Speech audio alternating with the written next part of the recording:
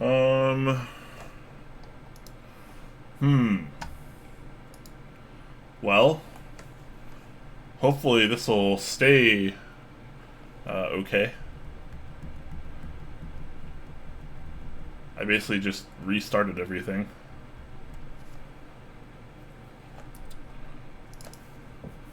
I'm a little worried this is going to happen again, though, to be totally honest with you guys. If it happens again, I'm not really sure what to do. There might be, like, some crazy, like, deeper issue.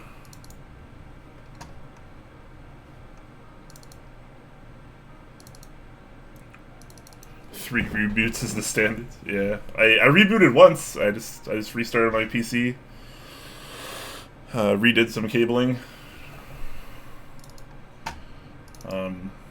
Hopefully it'll stay this way. I'm not doing anything different from how I normally do, so I'm not really sure what's going on. If it freezes again, I might have to just stop streaming for the night and hopefully find a fix soon.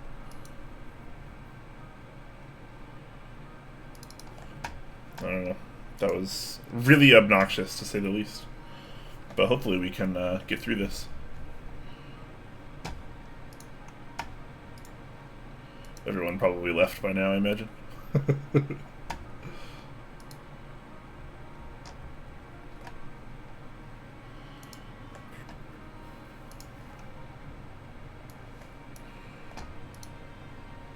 I disabled the bot temporarily so it wouldn't ping the server again.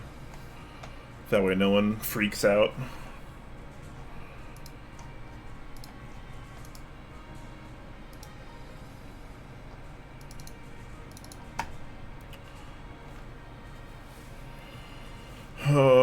Alright, hopefully this will be okay. Haven't froze yet.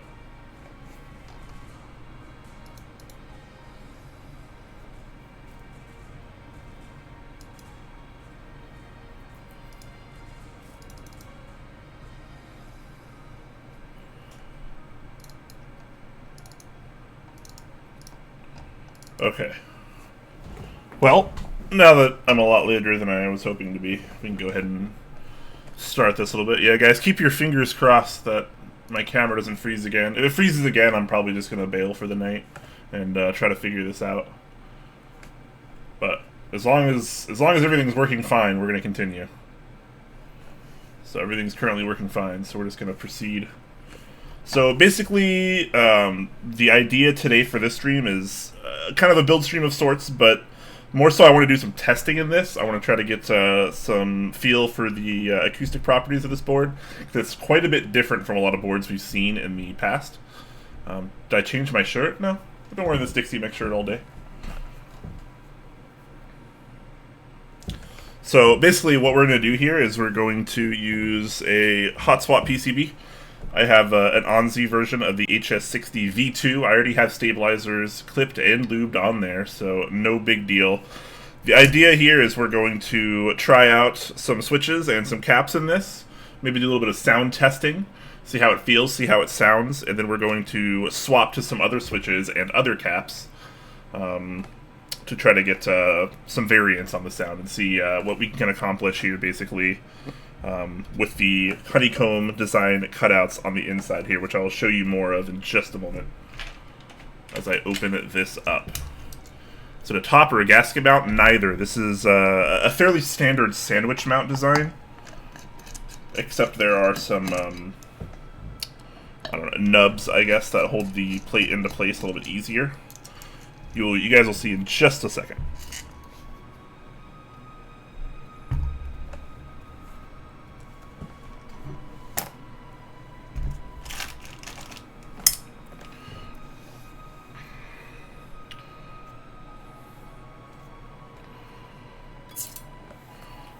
So basically, it's a sandwich mount design.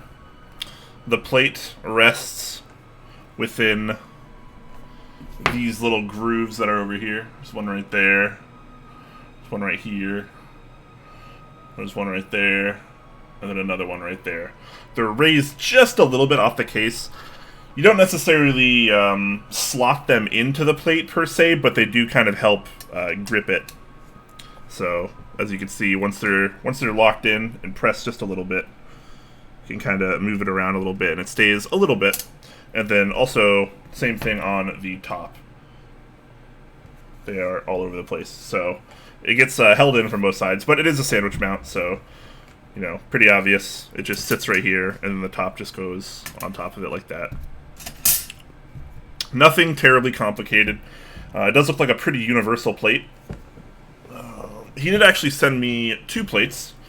I'm not entirely sure why. They seem to both be aluminum, so it kind of just seems like more of a color scheme here. Depending on what you guys like more. I'm probably just going to go with this one, honestly. I kind of like the silver more than the gold-ish. So the real kicker here that made both myself and my co-host Jay interested in this board was actually the bottom of this case. If I can get this locked on. I'll deal with that later.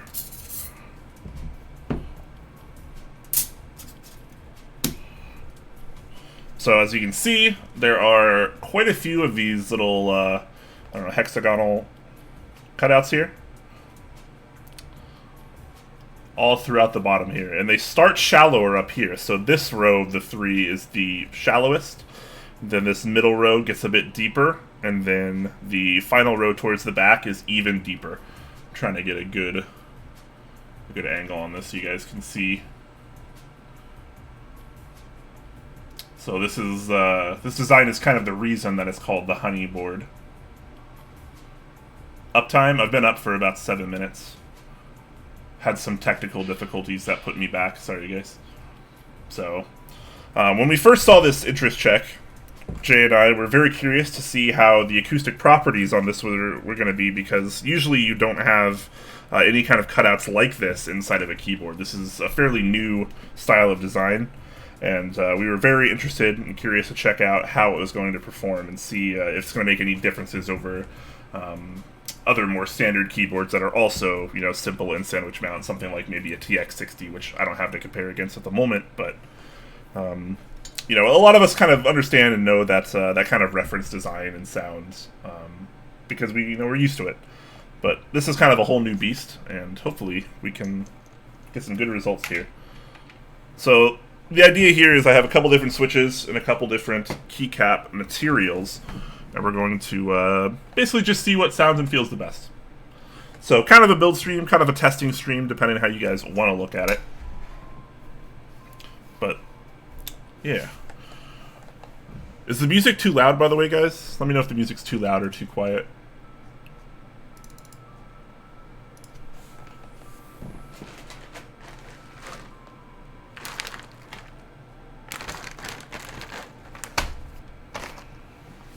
What music?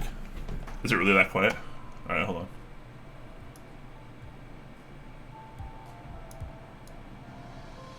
It's a chill step playlist, so it's not terribly loud. Is this better? I can still turn it up more if you guys want, or I can turn it down if needed. Just let me know, guys, how this sounds right now.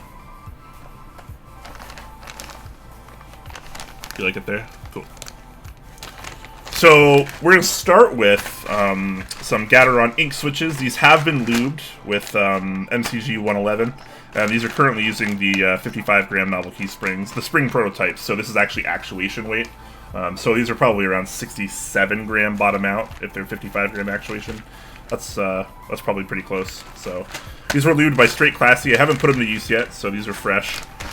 So, you know, Gateron inks, obviously a very popular switch on the market these days, so a lot of people understand and know how this sounds, and we're going to try to figure out how it sounds in here.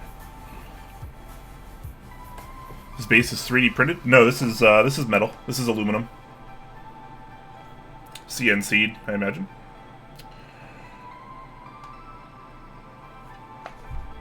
And then aluminum plate and aluminum top ring here.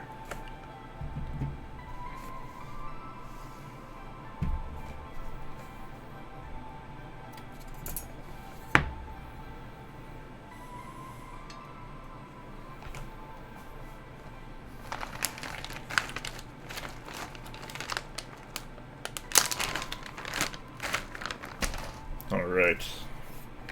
So again, hot swap PCB for testing purposes here. I already have tuned GMK stabs going on in there as well.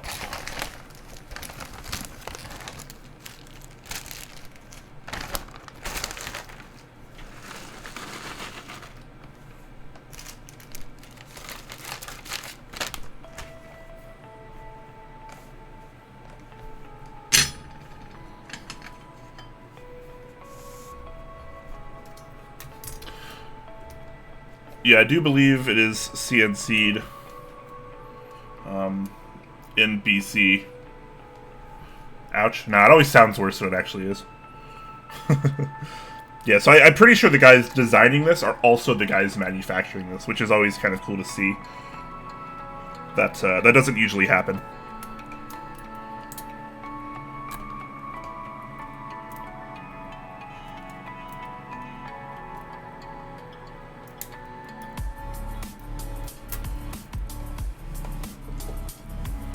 Music too loud.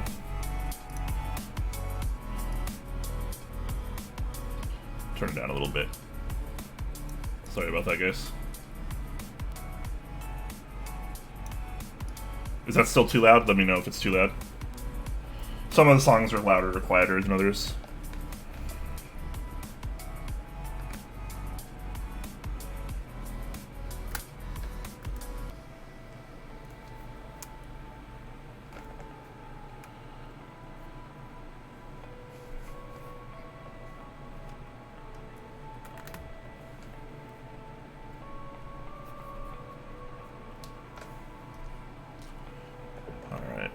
So obviously, since this is a sandwich mount board, and I am using a hot swap PCB, there's no additional support anywhere in this board for a hot swap PCB, so I have to use PCB mount switches, which is fine.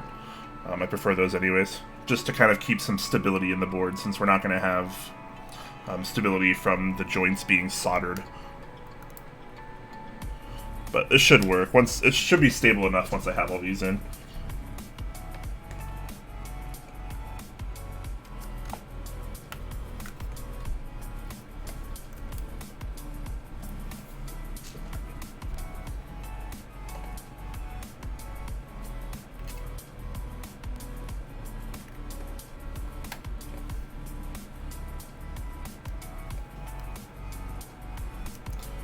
Board looks pretty. Yeah, it's a nice looking board.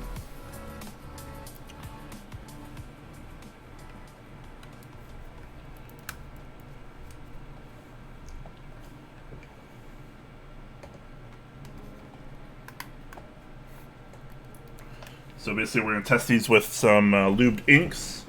Also going to test it with some lubed Gateron. These are glow-in-the-dark Gateron switches, which are effectively just milky top, black bottom Gateron yellows. These are also lubed with an oil, whereas these are lubed with a grease. So we'll try a couple different switches, and then we'll test with GMK caps and some Enjoy PBT caps as well, just to get us some variety in the keycap material.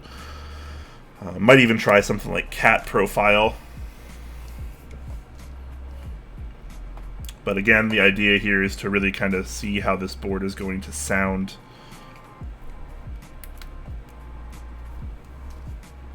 So shout out to Potoko and anyone else who worked on this project, because they were kind enough to send me this board free of charge to let me do some testing. So very, very nice. Appreciate that, my friends.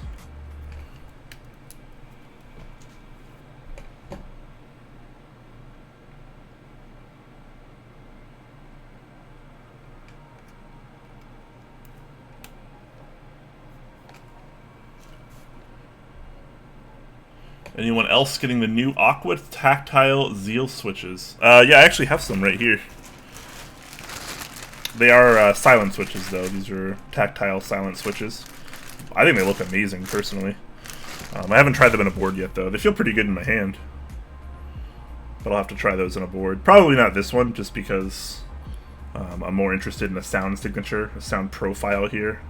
And silent switches aren't really going to accomplish that for me.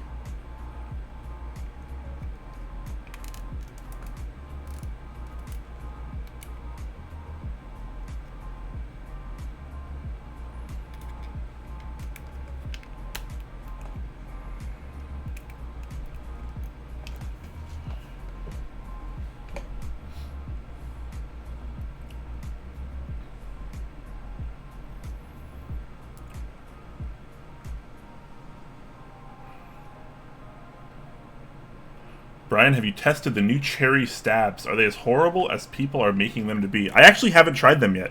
I'm still using the old stabilizers,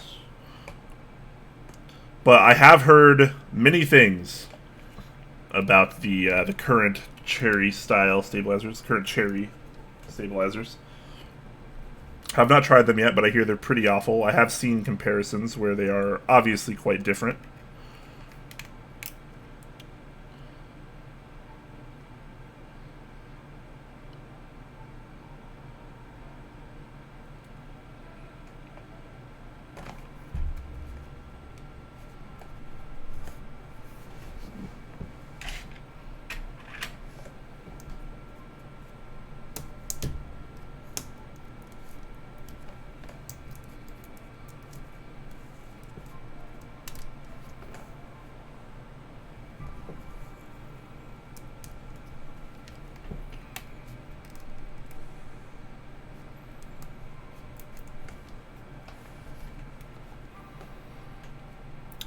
But yeah, I don't know, man.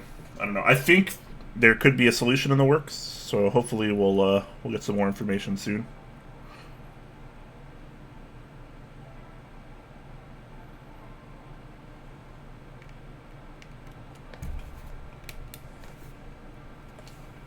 I don't know. I know something that I'm not allowed to say.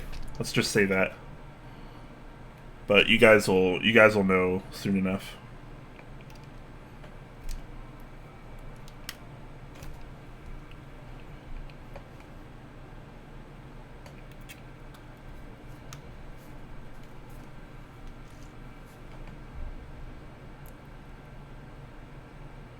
Yeah, a lot of people are having issues with the new retooled stabs, though.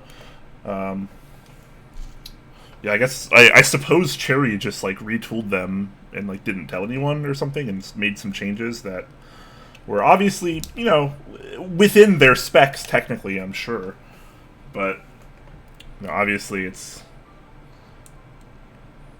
not currently a good product for us.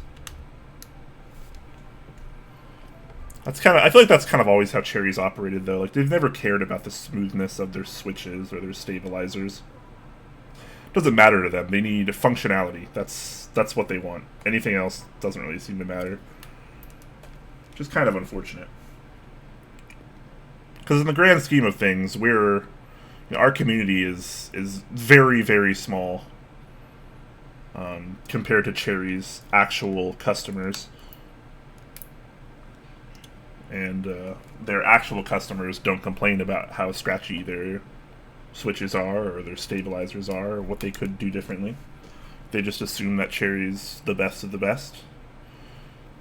It's unfortunate.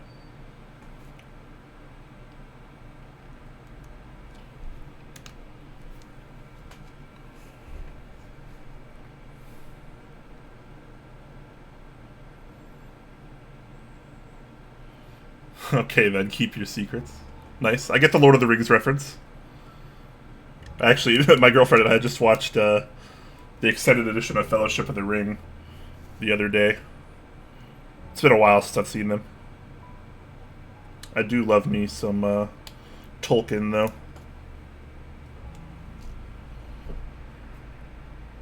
Oh yeah, I get your nickname. You're not the only nerd around, man. You're not the only nerd.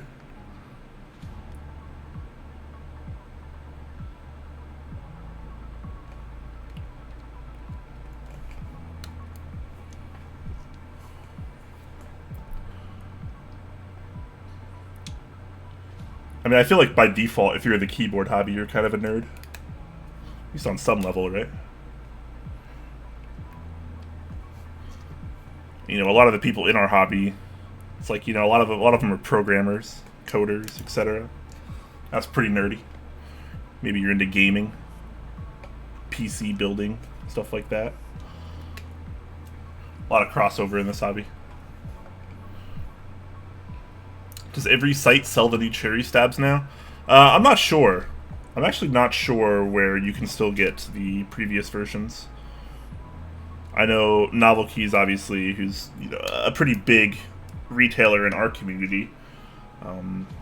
only has the new ones, I believe, because obviously, you know, being a large vendor like Novel Keys, they're going to sell stabs pretty quickly.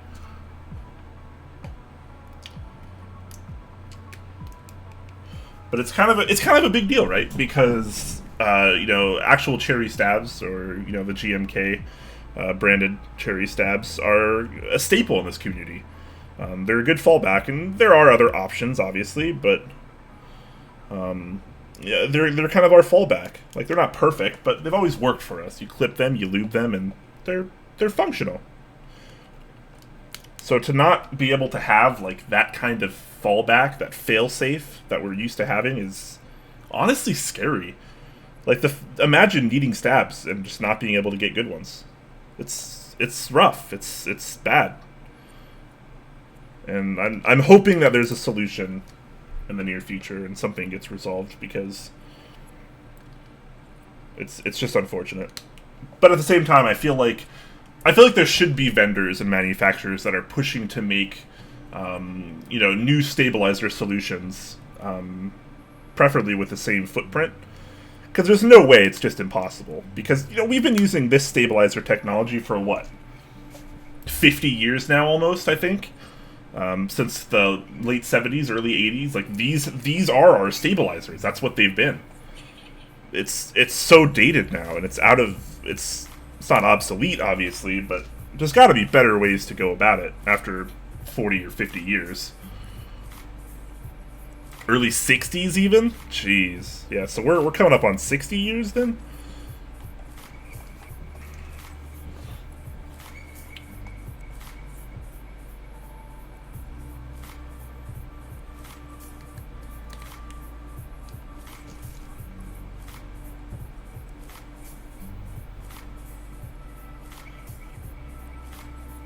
You like my beard? Thanks, man. I tried to comb it forward a little bit today so it looks a little bit more aggressive. Doesn't ever really stay there. Brian's a nerd, I love it. Yeah, man. I mean, I grew up all around this stuff. Like, I've always been a gamer. I used to play Dungeons and Dragons. I used to play multiple card games: Magic the Gathering, Dragon Ball Z collectible card game, the Star Wars CCG that was discontinued by Decipher in 2001. Star Wars CCG is my jam. I've competed in multiple Star Wars trivia events, and have even won some of them.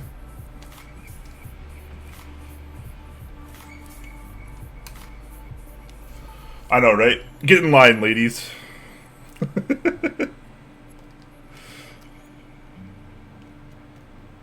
But, alas, keyboards is where I make my home.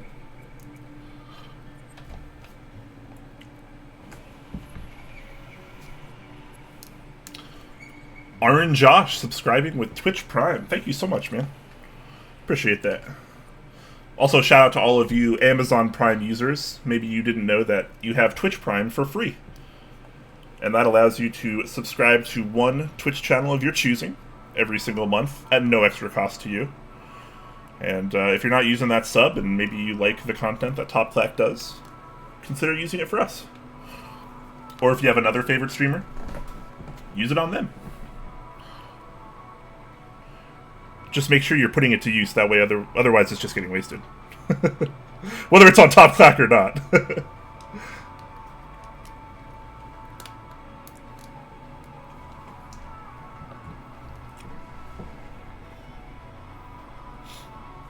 Hey, Rope. Star Wars CCG cancellation was probably one of your childhood traumas? Yeah, absolutely. It was rough, man. It was so brutal, too, because, like, they had just put out, like, sets for the prequels. Like, they were covering some of the, Episode 1 arcs, and the cards were actually pretty cool. And I was really excited for, like, the rest of the series to come out. And then everything just got canceled. Felt so bad, man. So bad.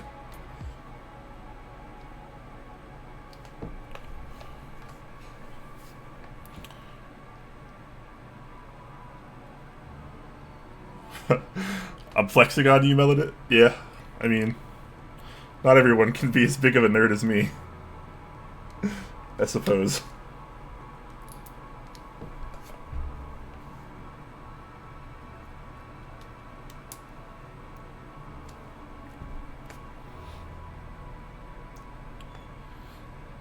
Pitoko still into Magic the Gathering. Nothing wrong with that. I tried to get back into Magic in like 2009, and I spent like a fair amount of money on it, but I don't know. I just couldn't really get into it anymore. It was fun, but I don't know. I just kind of grew out of it, I guess.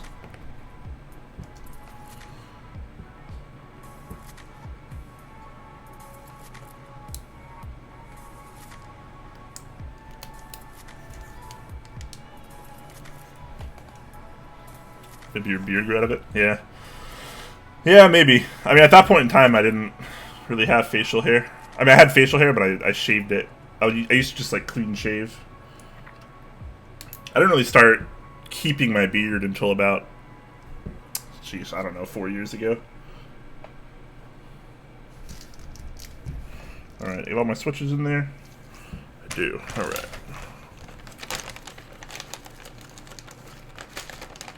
Got out around Kamigawa. Oh man, I got out around. I originally got out around Scourge. I think that's what it was called. But when I came back, Kamigawa was kind of the hotness. Can you adjust your camera so we can see what you're doing clearly all the time, please? Sorry about that. I'm going to leave the camera here, but I'm going to try to work more. I kind of just habitually do stuff like this. Sorry. Yeah, I don't know. I'm a terrible streamer, all things considered. Alright, so... Very, very nice. I'll try to keep everything I do over the camera. Or, well, under it, I suppose. Right now, I'm basically just making sure all the switches are in all the way and correcting any of them that aren't. Once you kind of line them up, you can kind of just eye down. Is basically what I do. So you line it up properly. Imagine the camera is like your eyes, obviously. And you just kind of look down to make sure everything is straight. And if everything seems off, you can pretty easily pick out what switch is the issue. And you just push it back in. Basic tips, but very helpful.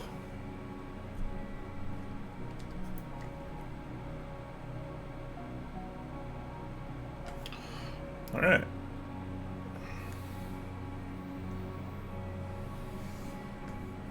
So here is our first test bench here.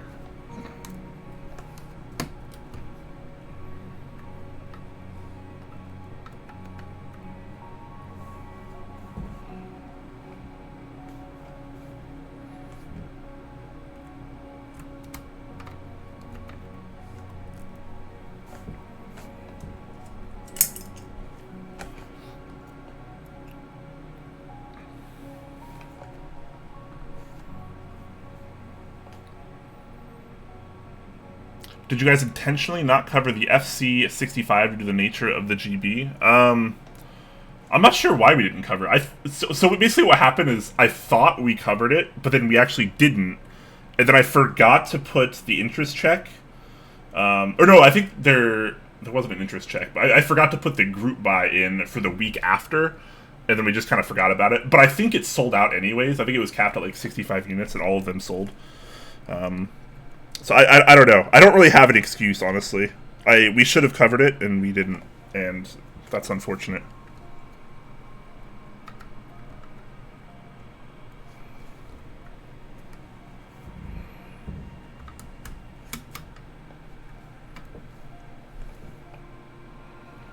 There's still a few left? Yeah, there might be a few. No O-rings on this build? Oh, am I supposed to use O-rings?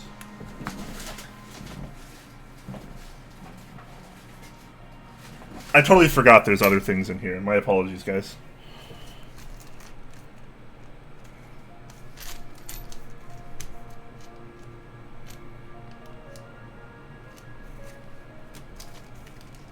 Okay.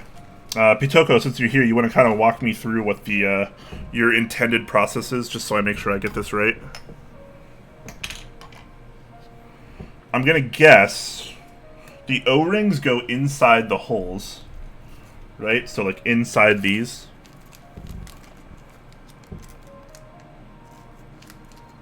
Okay.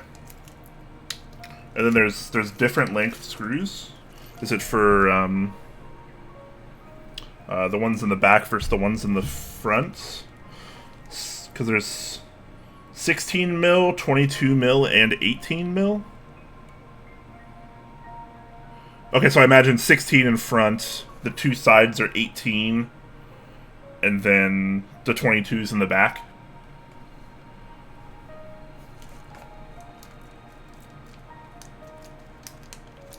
$22 in the back, 18 for center, front 16. Okay, got it. Perfect. Okay. Very nice. So these are very, very simple to apply. I appreciate that.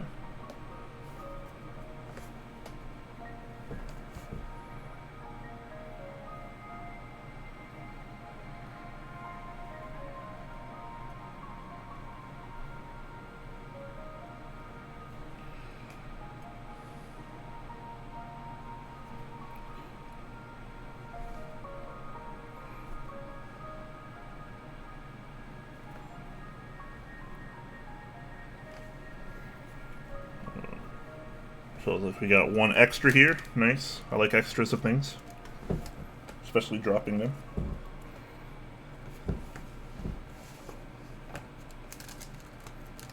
And losing them, probably. There we go.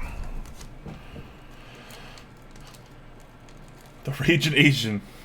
Tier 1 sub for 18 months. Thanks, man. It is indeed. Yeah, boy, duder. Okay, so 22 mil for the 5 back. 16 mil for the 5 front, 18 mil for the 2 on the sides. So I guess these are just 2 extra. Cool. And cool. I like when vendors or group buy runners or manufacturers include the tool you actually need. A lot of people don't do this. This is a really big thing that people often overlook. And sometimes people don't, like sometimes even when people have specific sets, like this set in particular, doesn't actually have the size hex that these use. So it's always nice when you include it, because I've been in that situation before where my my kit doesn't actually support what screws it is or something. Maybe it's not long enough, etc. So always nice to see the tool that you need to assemble it already included. It's a really small thing that makes a really big difference.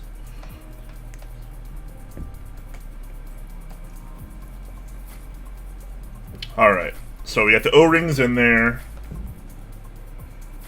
So, I mean, I imagine the O-rings are going to help, but obviously we're still not going to call this isolation mount because it's not. But that should help remove some of the reverberation.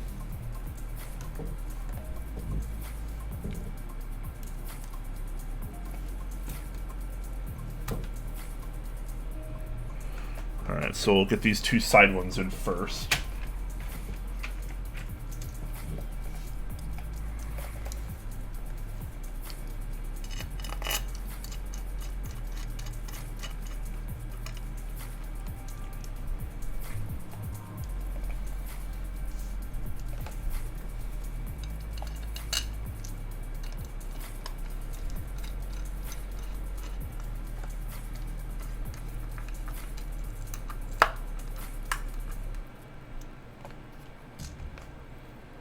Nice.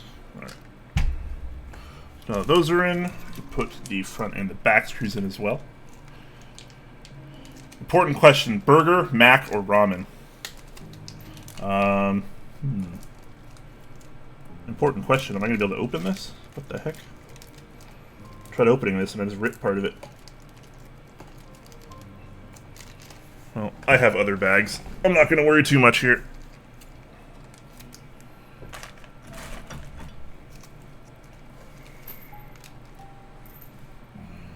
Alright, so we got these long boys for the back.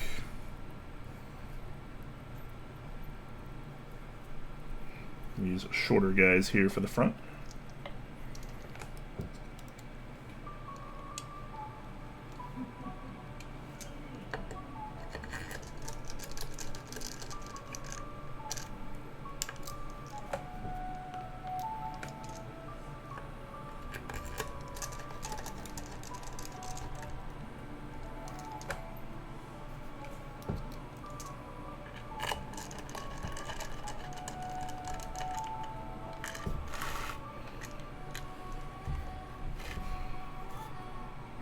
So we're also lucky enough to have one Pitoko in chat who is the designer and manufacturer for this product. So if you guys have any questions, we're very lucky to have him in chat. So we can hopefully get some of those answered. Because as you guys know, I'm really good at not having all the answers.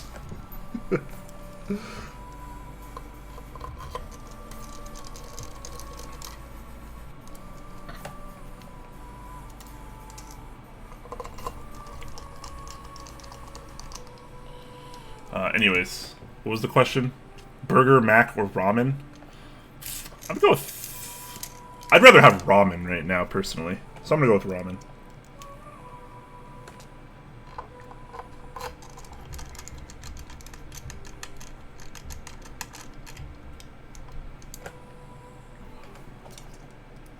But, I don't know. I like burgers. And I like mac. I just like food. Oh, the music live stream I was watching went offline. That's funny.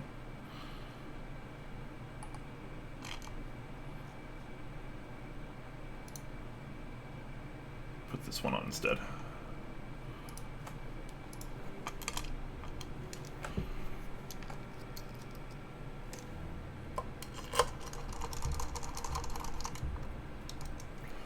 Okay.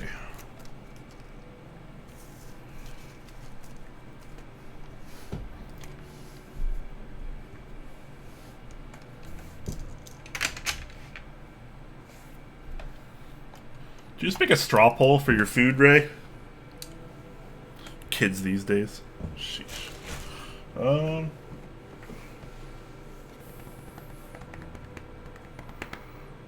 need some GMK to test with. What do I want to use? Deep Space work with this? Maybe not. What do you guys think? How would Deep Space look on that? While I look for other stuff. We need some ABS for testing, as well as some PBT.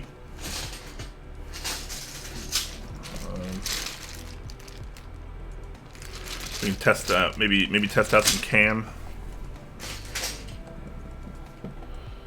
Space Cadet? You want me to use Space Cadet on that? That means I have to take it off the other board.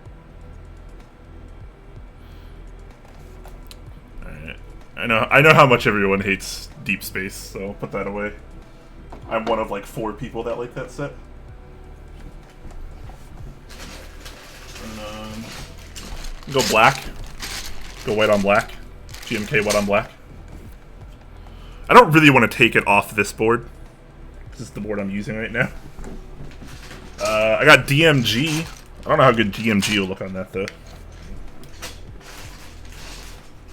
That Cyan. Cyan would look probably pretty bad on that, I guess though. I'm not gonna do a straw poll, but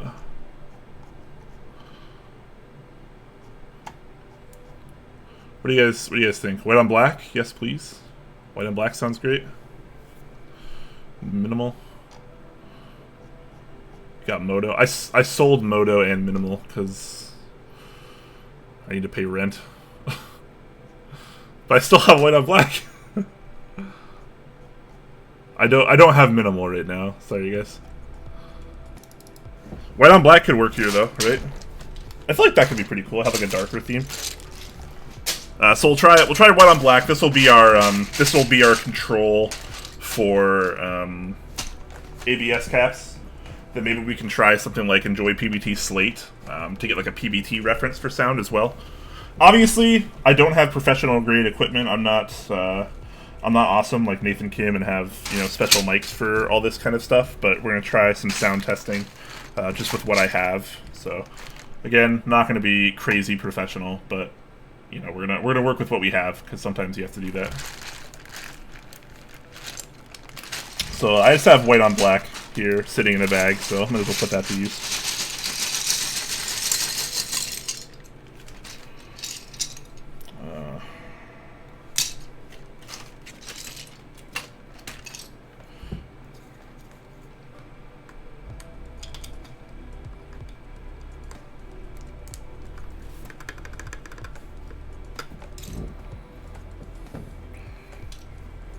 And again, we are using an ONSI layout HS60 V2, so I am limited, because this is a hot swap board, I'm limited to my layout. A very specific layout. Standard 60%, which is fine. But if anyone starts to give me crap for why I'm using that layout, that's the reason.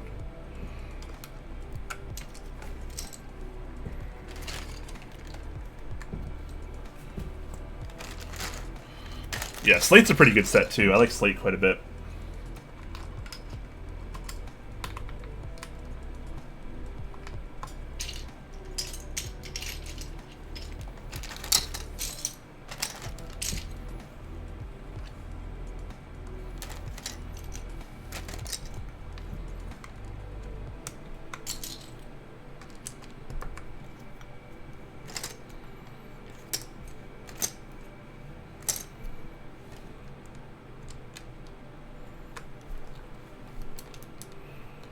Please hit that enter key again. It sounds nice. Does it?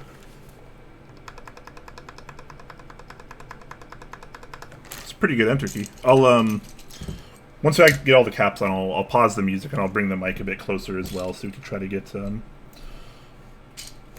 good sound. You know what I mean? The heck?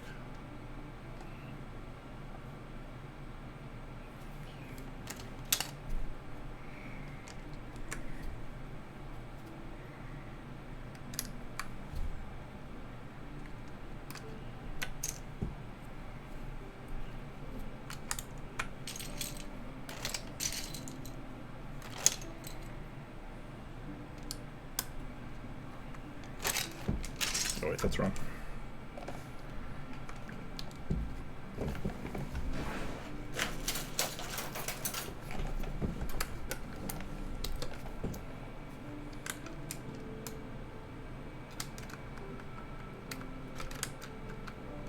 I swear I know how to put keycaps on. Maybe I don't.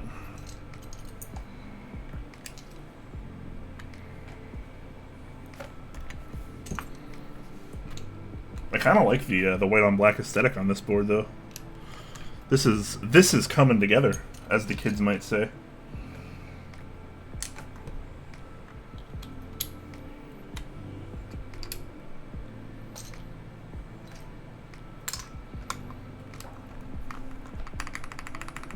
Serica would look good on that. I wish I had Serica.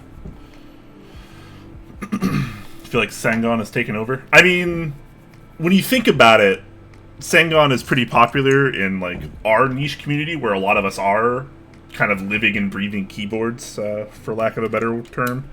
But in the grand scheme of like mechanical keyboards, standard layout is still, you know, way bigger, way more common, way more popular.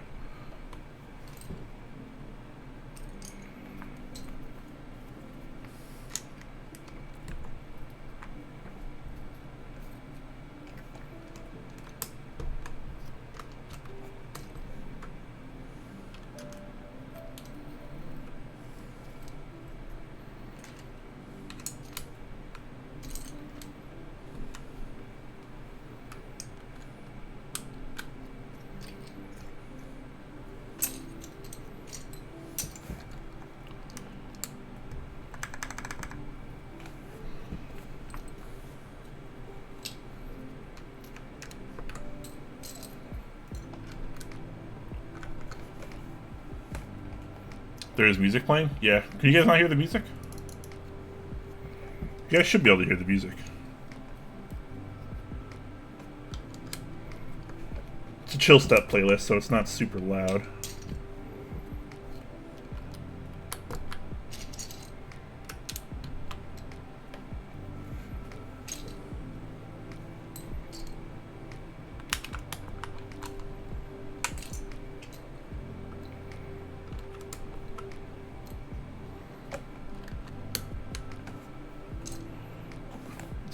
Low but good. I'm gonna turn it up a little bit. I had to turn it down earlier because one of the songs was kind of louder than the rest of them. Let me know how that is, guys.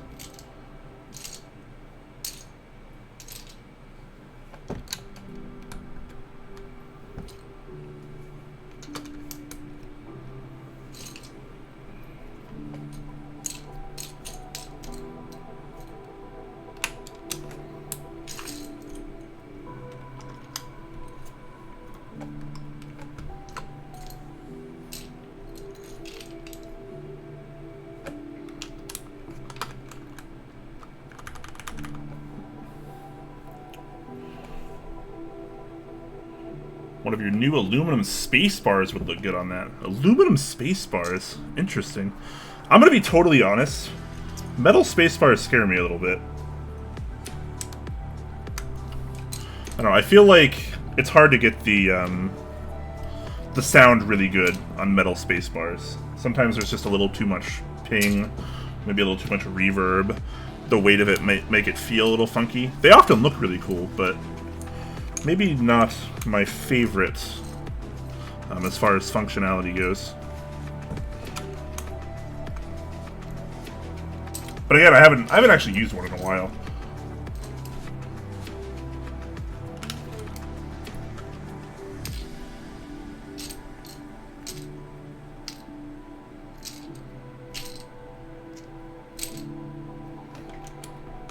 I'm gonna use barred instead of scooped homing keys, because that's me.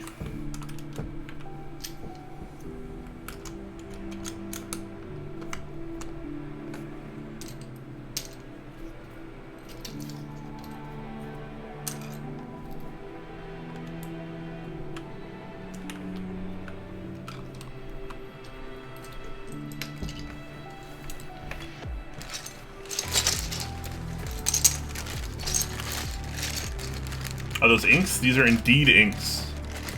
Lubed with some of the prototype novelty springs.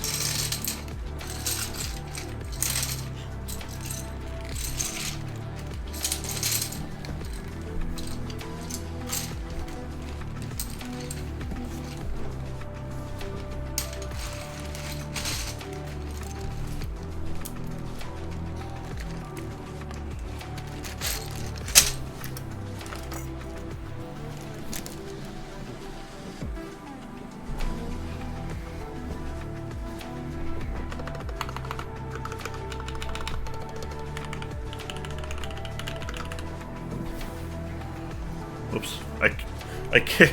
When I was trying to figure out my camera situation that I was having issues with, I accidentally kicked my my wrist rest like halfway across my room.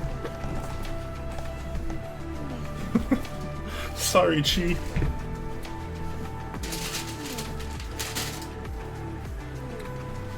All right. So again, the idea here is to do some testing. So basically what we're going to do here is, now that we have this assembled with this configuration, we're going to do a little sound test here. We're going to take these caps off, put some PBT caps on, test that. We're going to take those off, take these switches out, put in some different switches, and then retest with keycaps again. So the idea here is to try to get some sound sampling here. And this will make a little bit more sense in the VODs, I guess, too, because you can kind of just skip to hear the different sound tests.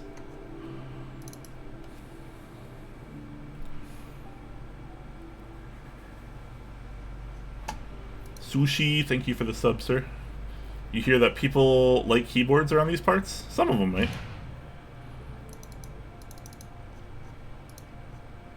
Why is the wrist rest on the floor? Well, I put it like on the floor next to me, propped up against my bed, which is like right here. And then like when I got up earlier to try to fix my camera, I accidentally kicked it like towards the other end of my room. Pause music? Yeah, I'm gonna pause it. Don't worry, guys. I'm gonna pause it. I'm gonna bring the mic even closer here. That's pretty close. We're just going to do a quick typing test and try to gather some opinions on the sound here. So for reference, this is the Honeyboard60.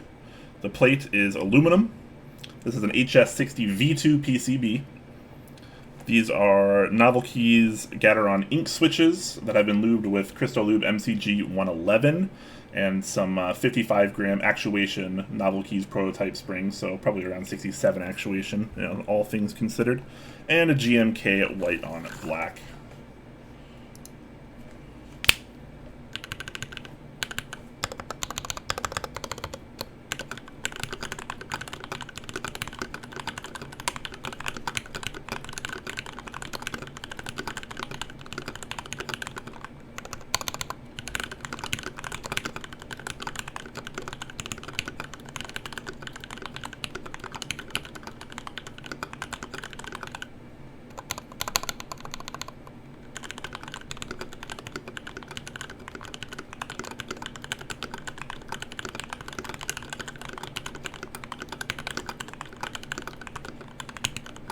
I'll turn my fan off too as well. Give me a second.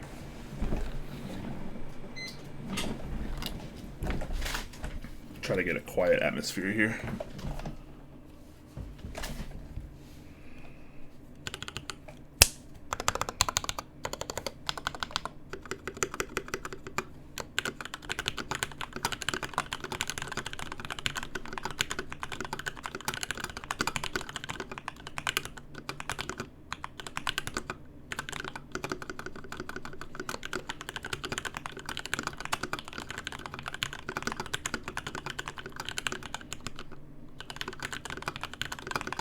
Someone should clip this. Someone should clip every configuration that we test so it's easier for some people to compare as well.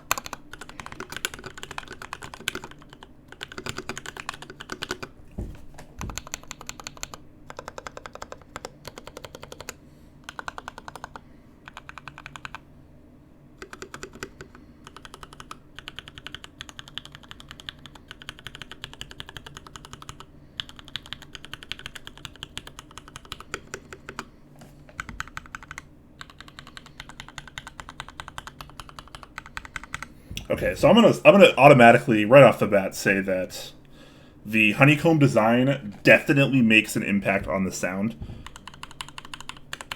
You can tell it just gets deeper and deeper as you get down lower.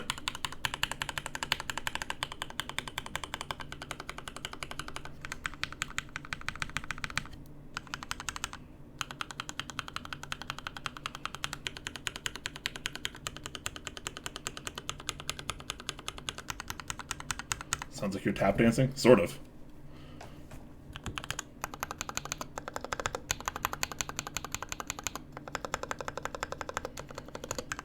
That's actually quite interesting. I don't know if the mic's actually picking up all the kind of subtle nuances here. The board is very deep and very thocky to begin with.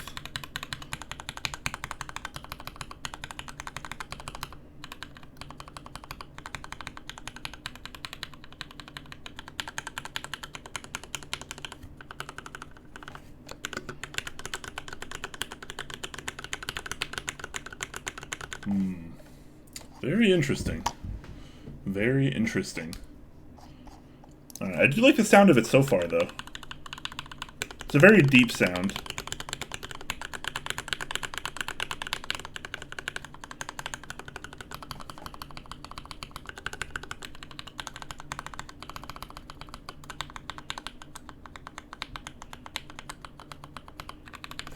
Alright.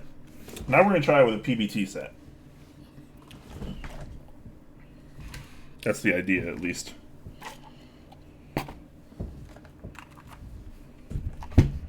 Alright. Can you go along the rows now? What do you mean? Do you mean like,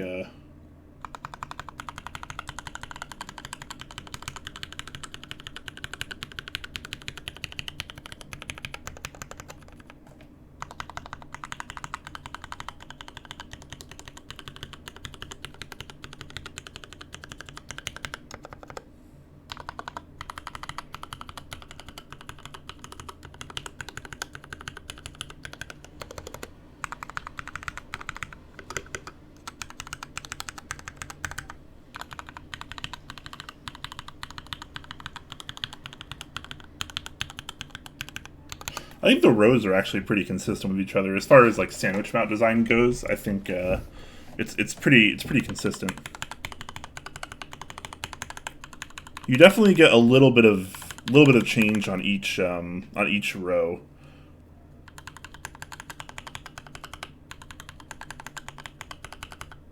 which could be good or bad depending on what you're looking for here. I mean, I guess you could argue that it's inconsistent because each row sounds a little bit different. But a lot of boards are like that anyways, and when you're actually typing, sometimes it's actually kind of interesting and nice to have different tones. You get a little bit more variety, but you know, depending on who you are, that could be like a really cool or really awful thing.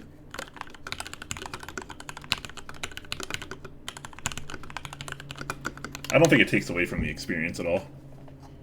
Alright. Let's take these caps off, put some PBT on, try that out.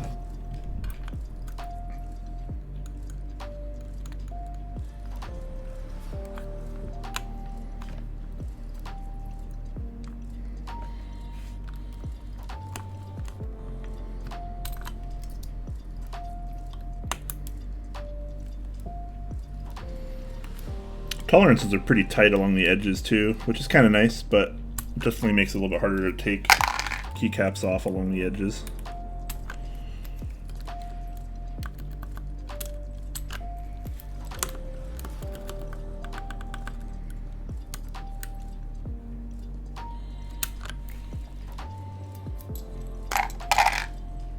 Next, the different profiles. Yeah.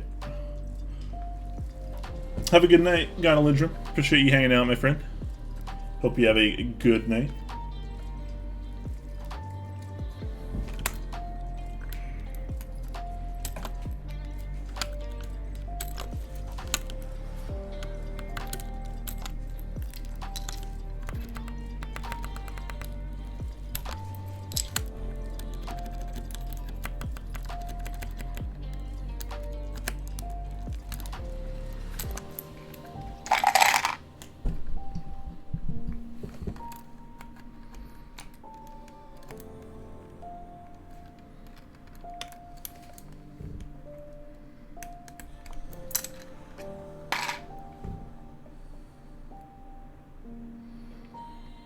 Quite nice to hear those higher and lower tones, almost sing-songy. A little bit, yeah.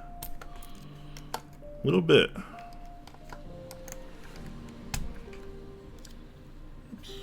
Switch came out on that one.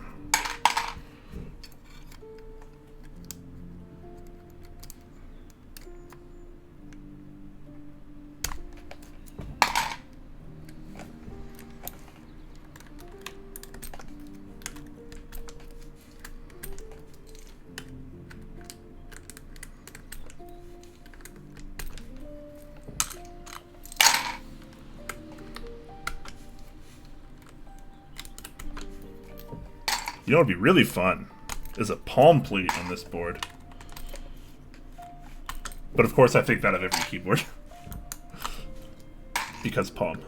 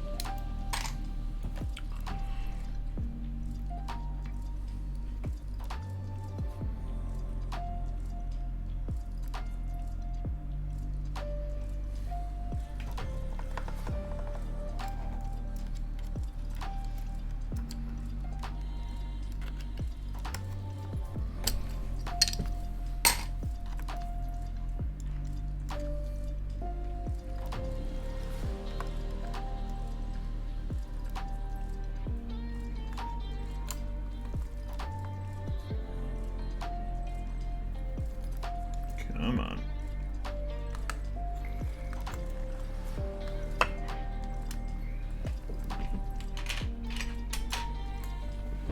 Very, very, very, very tight gaps along the edges on some of these.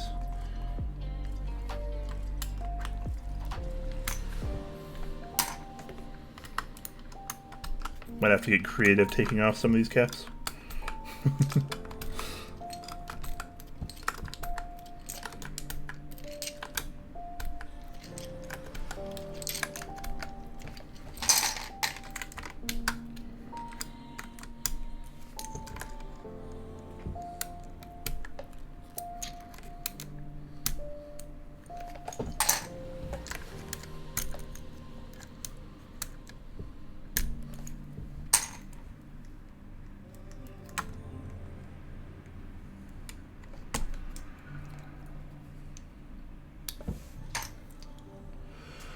You'll be releasing a frosted acrylic board in the near future for the HB60. Interesting.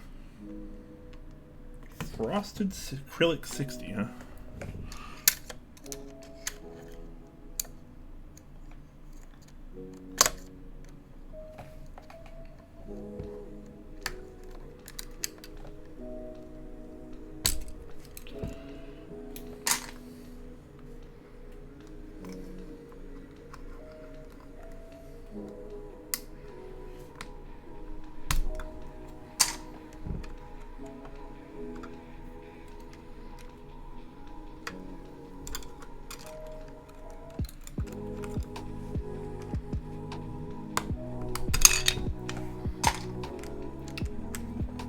Alright.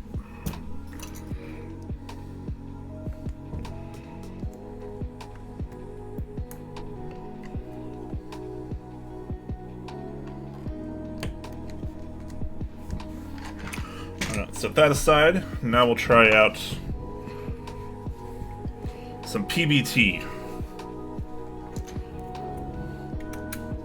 I know this isn't the most scientific stream in the world, but hey, we gotta work with what we got.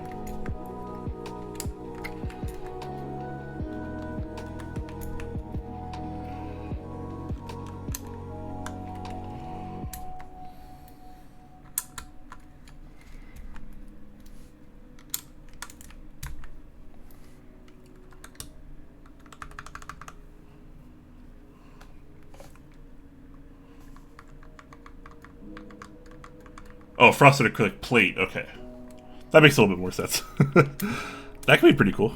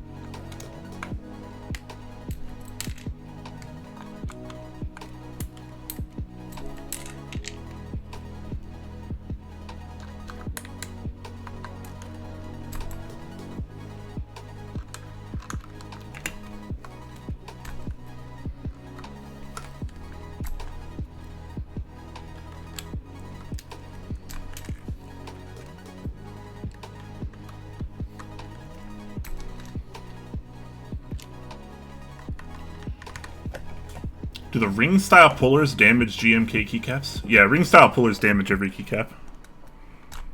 They're not very good. Wire ones, far superior. Anything you don't want something that scrapes down the side of a keycap, which is what the ring pullers do.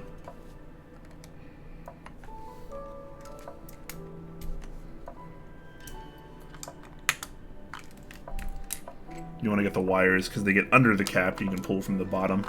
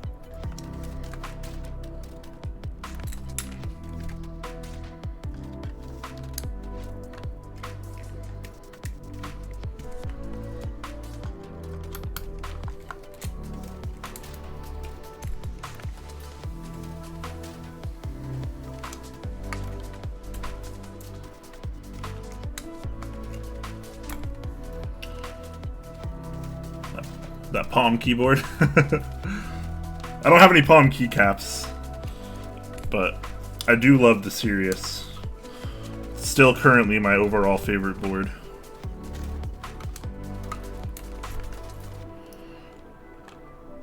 I'm also kind of just a sucker for Palm right now, though.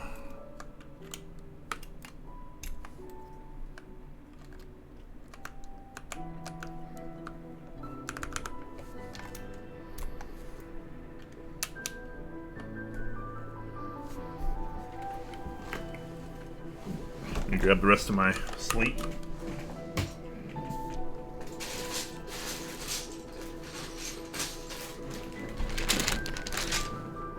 Forgot the enter.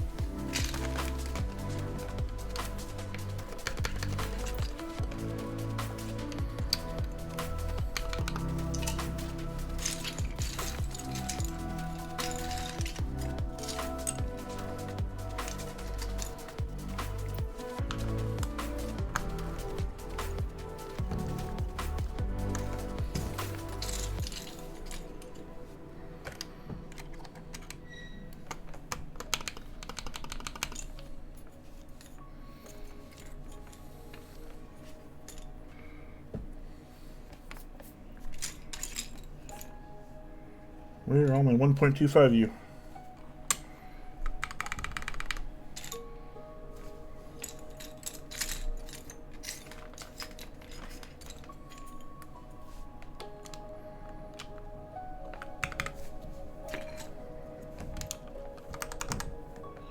Palm is bomb. Bomb.com.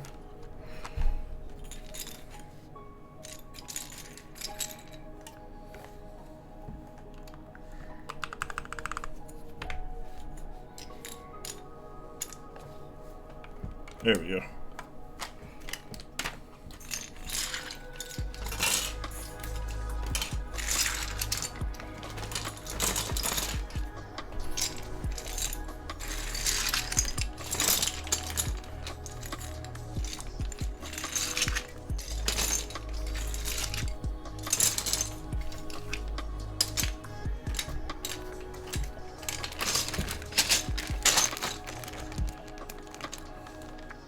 Stream quality drop? I hope not.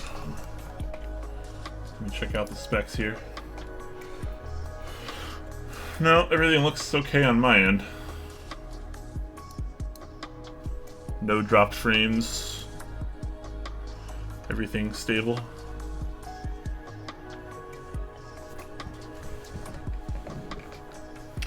Alright. So now we can try out the same configuration but with Cherry Profile PBT caps instead of Cherry Profile ABS caps. So same thickness, same profile, but different material.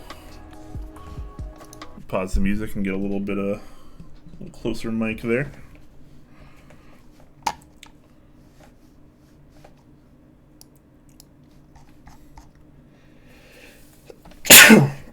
Excuse me, guys.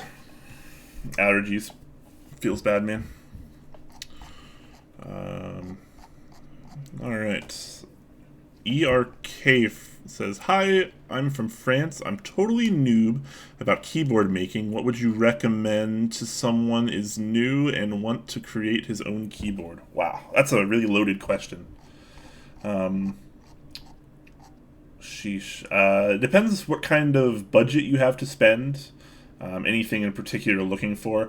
What I do suggest you do is join the Discord that is linked below the stream. You could do that, and we have multiple channels where you can ask for help, and everyone can kind of help you, and I can help you too, off stream, obviously, and we can kind of get you what you needed. Get you what you needin'. All right, let's type a little bit, shall we? Oh, the bad snap. I'm terrible at snapping.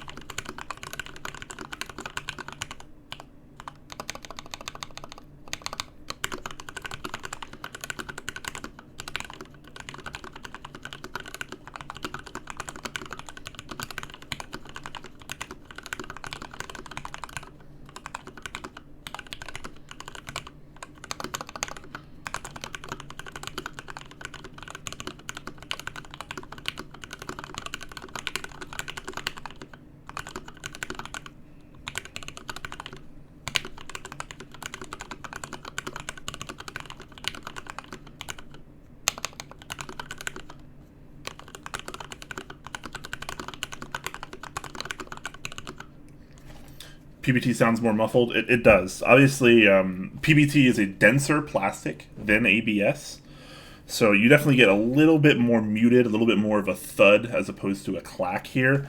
I do think the board itself just kind of has a very deep tone, a little bit more of a thock, probably because of the hexagonal cutouts in the base that we checked out earlier on the screen.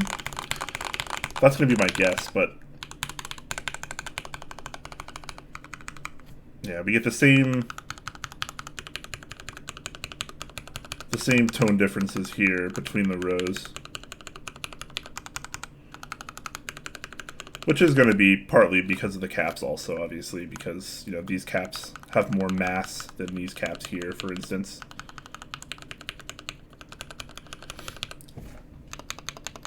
Larger caps will always sound different than smaller caps.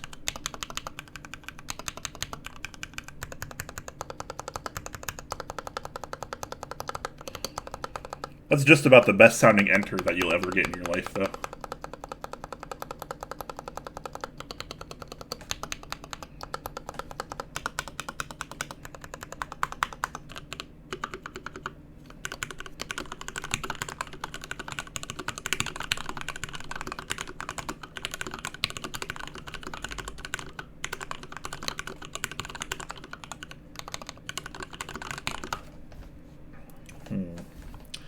Personally, I think I like the PBT better. Nothing wrong with GNK or ABS, but I think the PBT works a little bit nicer on this.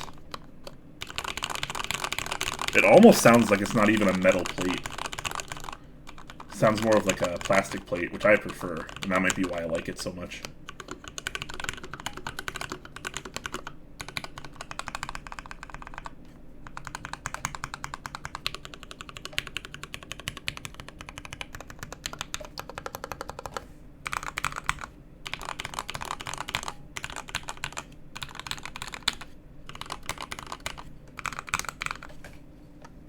PBT is your favorite? PBT is pretty good.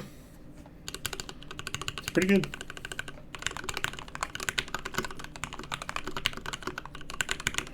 Alright, interesting. Alright, so we're going to take these back off.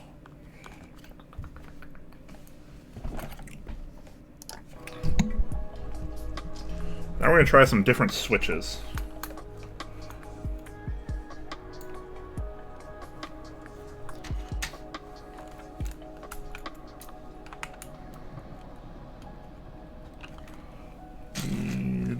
What do I need here? I need a place to put these switches is what I need.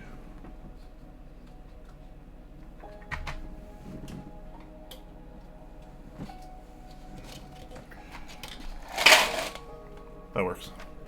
My desk is just like a mad scientist keyboard lab. I have like caps and switches and tools everywhere that you guys can't really see.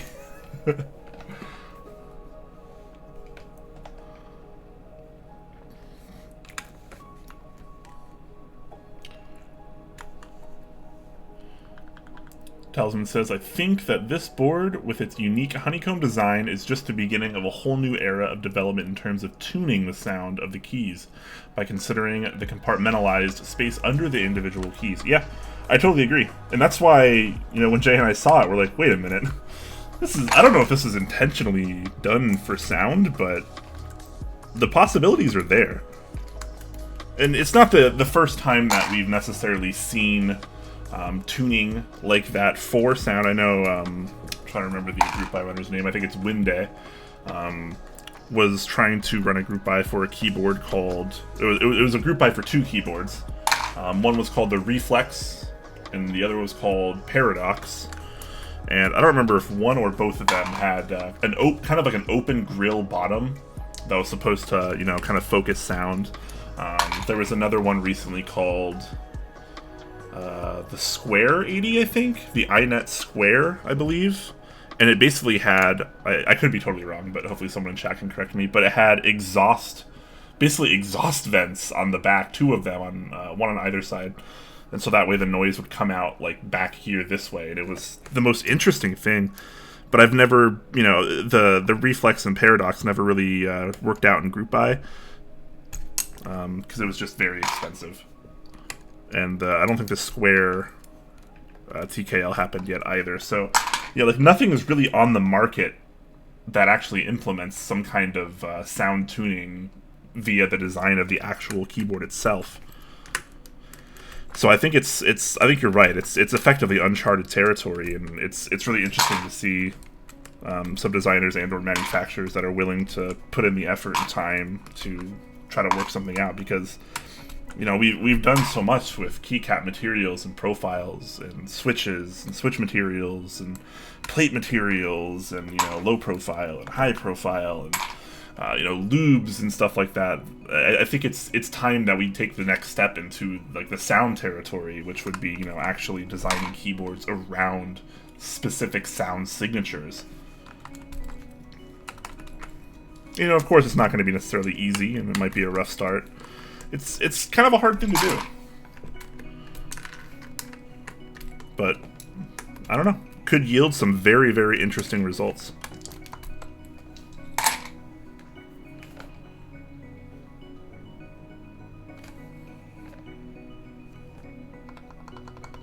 What happened to the Hollow TKL? Is it still an ongoing project? I don't know. I don't think that ever ran. I don't think there was enough interest.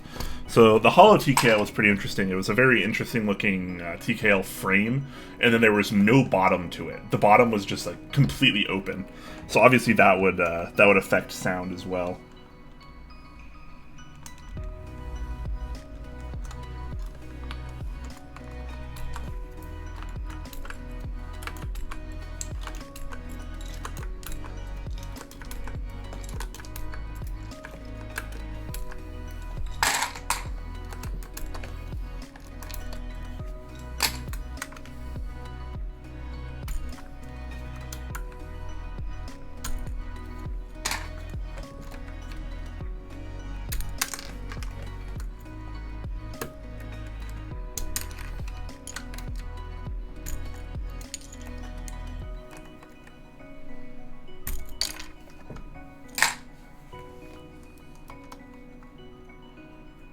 The Square 80 sold out pretty fast, did it? I kind of wanted to get one.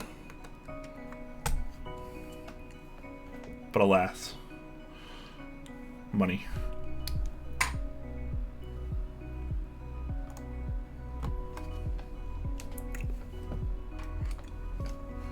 It's also worth noting that this plate is a universal plate, so it supports a lot of layouts. The problem there, well, the trade-off, I guess, for supporting a lot of layouts is you have a lot of excess space where sound comes out of, and it kind of just leaks, and because of that, you don't get quite as much of a focus sound, quite as much of a precise sound. There's a problem I had with the TX60 as well. It was just really hard to get that board to sound good with the stock plate because it was universal. So it'd be nice to see, even if this board, you know, ran with only a universal plate or whatever, it'd be cool to see the plate files released if they're not already. That way we can we could have our own plates made, different materials, different layouts, and maybe have like relief cuts and non-universal plates. That way you can have a little bit more focused sound. It's a hard trade-off, though. I get it, because obviously, as a designer, as a vendor, you wanna support as much as you can. But the problem with that is it does affect overall typing experience for everyone. Some people don't care, obviously, and that's fine. Then you have people like me who obviously do care.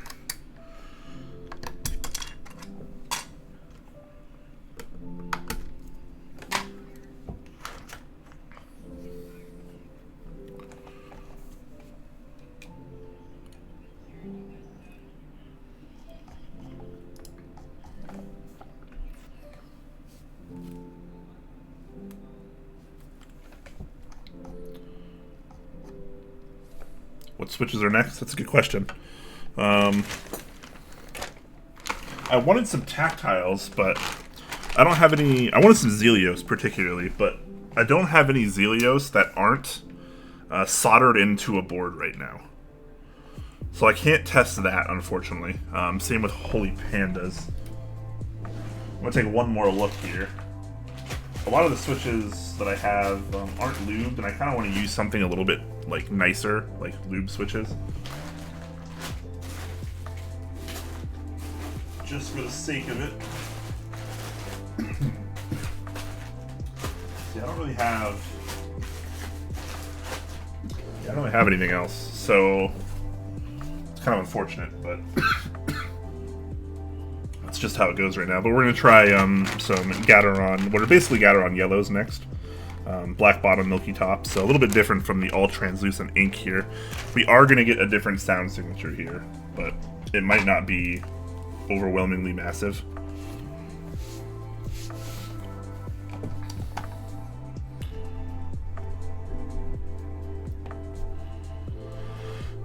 Got any box switches? I do have box switches, yes. Should I try box switches instead? I don't think I have anything retooled. I think all of mine are pre-tooled.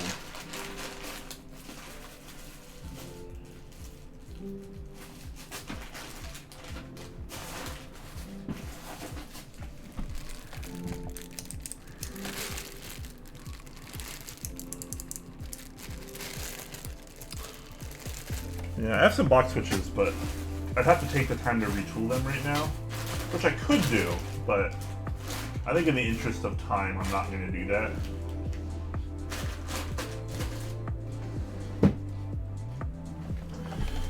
Specifically because I really wanted to use something that was going to be more popular, because not a lot of people use the box clicky. I mean, some people do, but it's way more common to see people use like cheaper Gateron linears or the little bit more expensive inks on the market these days, because they're ridiculously common switches. Fine, overruled. I'm sorry. I'm terrible. So I should probably just take this apart, actually. Yeah. I'm gonna try to do so what I'm gonna try to do here is try to get away with this without taking this apart. Of course, again, there's nothing supporting this hot swap PCB inside the case. Only the switches themselves are supporting them, just by being in the plate and providing some stability. So what I'm gonna do is I'm gonna try to take switches out and put switches in at the same time. That way I should be able to retain all of my stability here without taking this board apart. That's the goal, at least. I don't know how well it's gonna work.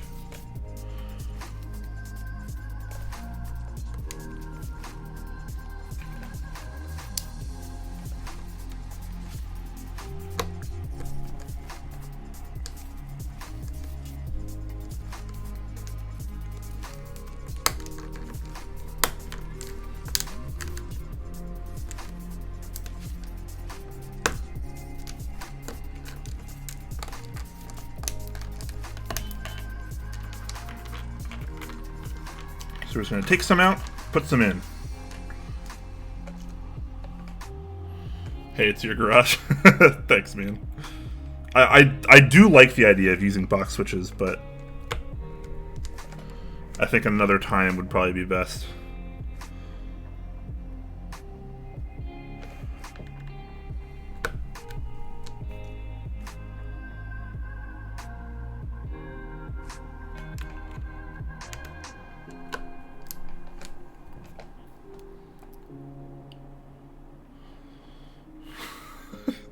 Don't send Quakeham's the big check you were planning. Uh-oh. But I like big checks. And I cannot lie.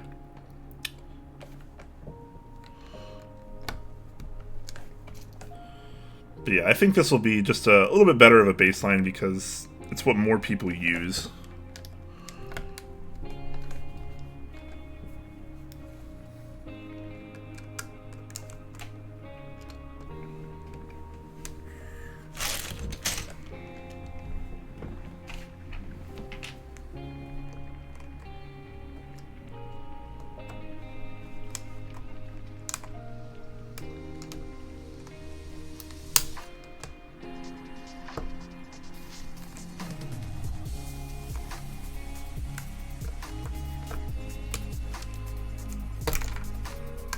That one was tough.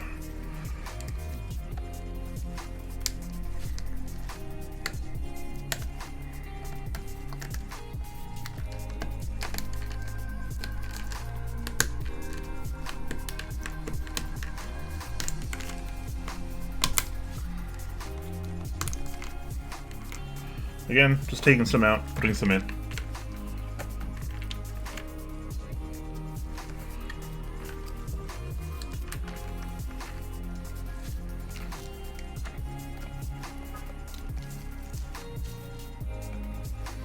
Have you broke any ink top housings taking them out like that? I found the bottom bar to be kind of fragile. I don't think so. I don't know. This is just kind of how I usually take them out because I don't really like, whatchamacallit. I don't like the IC pullers. I haven't tried one of the new Rama ones, which I kind of want to get anyways. So I might try one of those, but I've always found this just easier. Just like two plastic. They gotta be plastic. Don't use metal. Just like spudgers. These came with like a really cheap like iFixit knockoff kit, and I've had it for, I don't know, 2 or 3 years now, maybe 4 years, 5 years. And basically I just, I pop one into the top, hit the tab to release it from the plate. I do the same at the bottom, and then you kind of pull up. Sometimes, depending on how tight the plate is, it takes a little bit more convincing than that, but try to be like kind of careful with it. Some are just easier to take out than others. Sometimes they pop right up, sometimes they don't.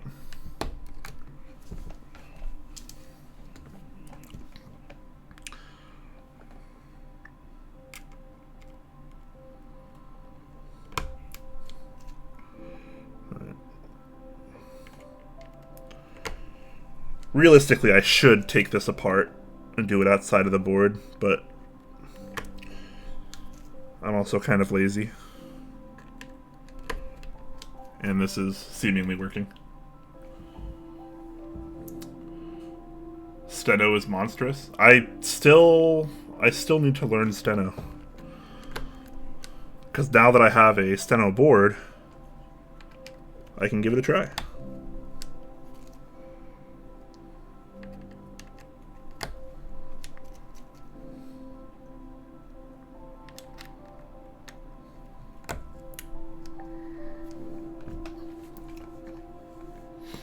Is that an HHKB Pro? No, this is a Noctury X60.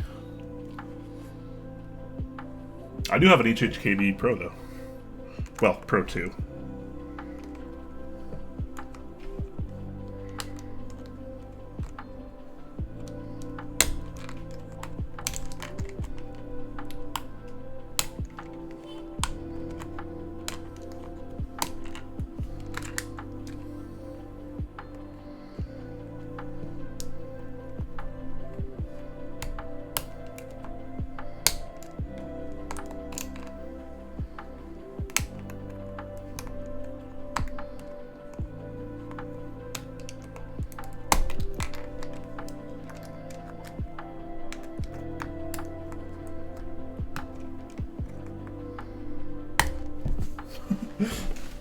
That one tried to attack me.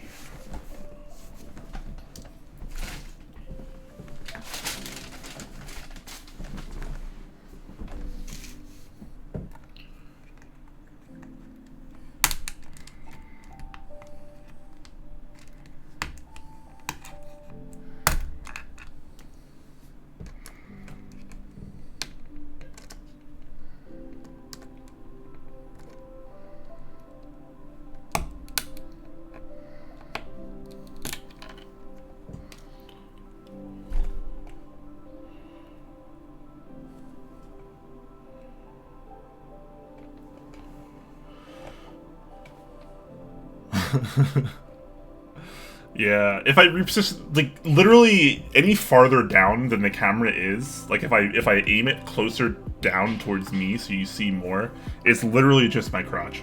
Like, you're basically getting the edge of the table on stream right now. It only goes down like a couple centimeters from there.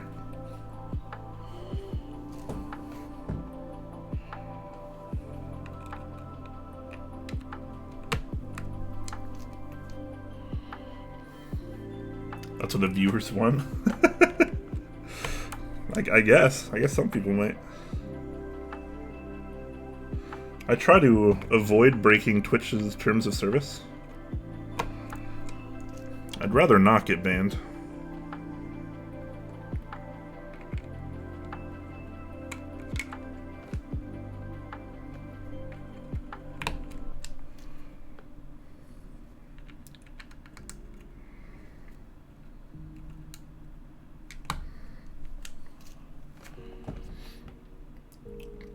Isn't there a steno school or something? Yep. So people that actually are going to be using steno, like, for their job, like the career, like they're in like a courtroom or whatever.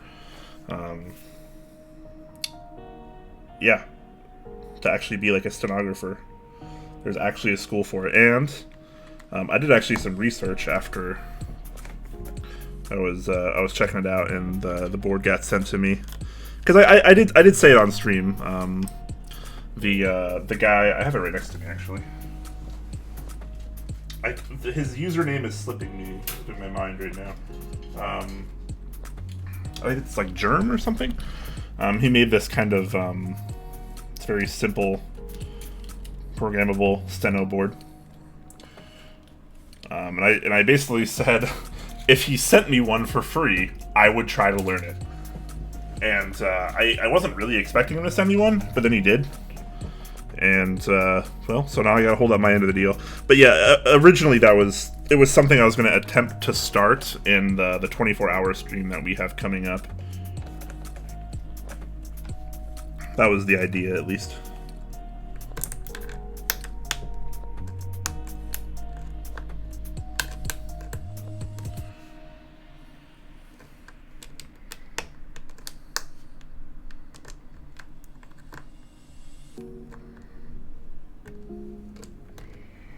Man, some of these are really not wanting to come out.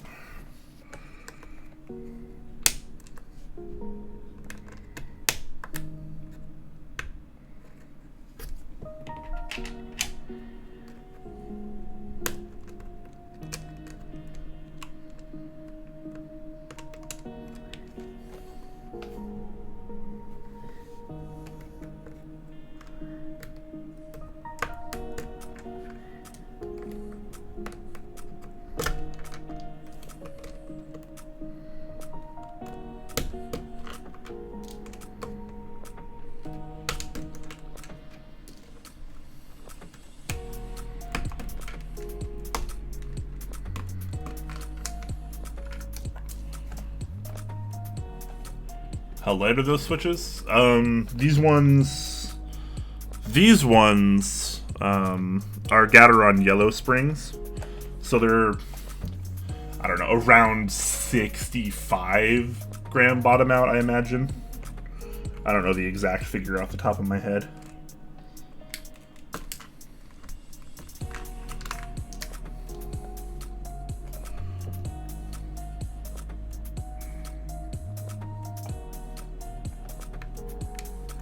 We're getting closer, though.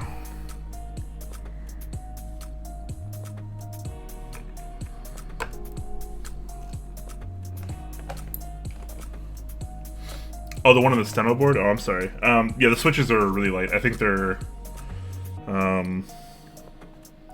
sheesh, I don't even remember. They're outrageously light, though. Like 10 grams, I think? Maybe 15? I think it's 10 or 15. Some go as light as 5. They're outrageously light. Like, you start to tap the cap and it basically presses them. Which is the idea, right? Because the idea is you're not pressing like a key like at one time like you would on a normal keyboard. Like when you're doing steno, you press it, they're chords basically, and you press multiple keys at once to get like a sound or a syllable or whatever. It's a really interesting way to go about typing.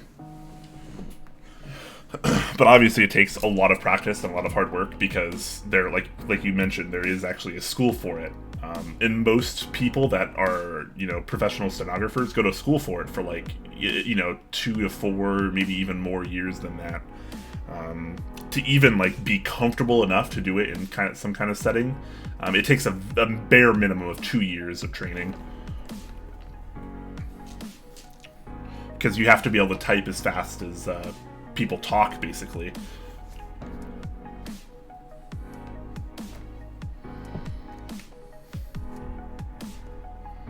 So it's pretty wild. It's pretty wild. Obviously, I'm probably never going to be proficient at it because I'm probably not going to go to a school for it. But I'll give it a whirl. I'll start it and see what happens.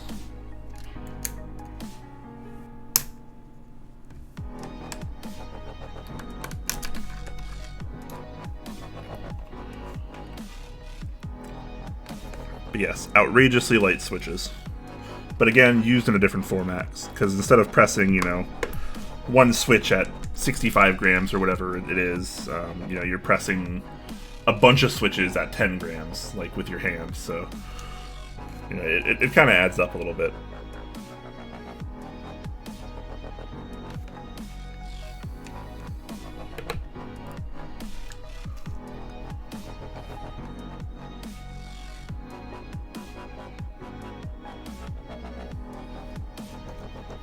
A couple people in the Type Racer Discord who learn their own and are a respectable speed. Nice.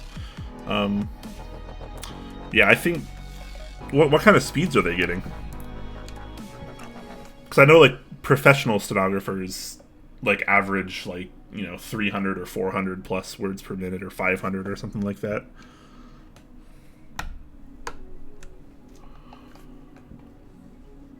It's a tough learning curve, man.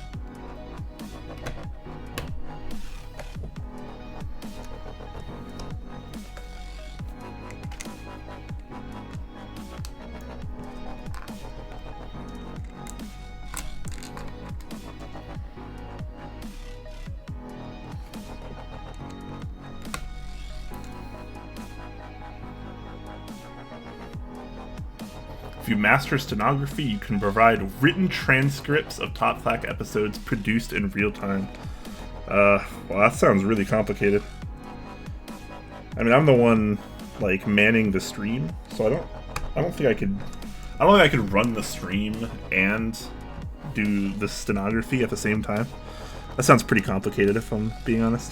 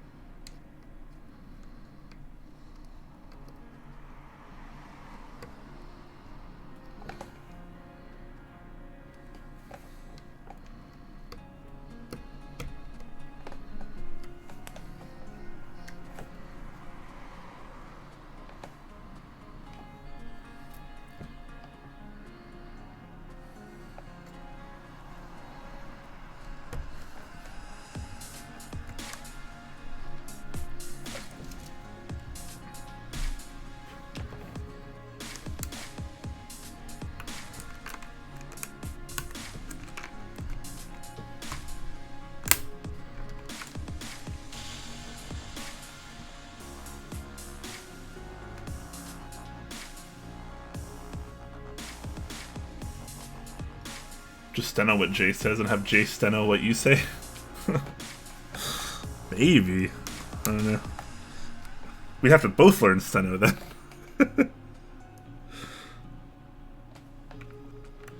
I don't think Jay has the time to learn steno. And I don't think I have the desire to like really go that far in it. Obviously I'm gonna start it and see what happens, but you know, we'll go from there.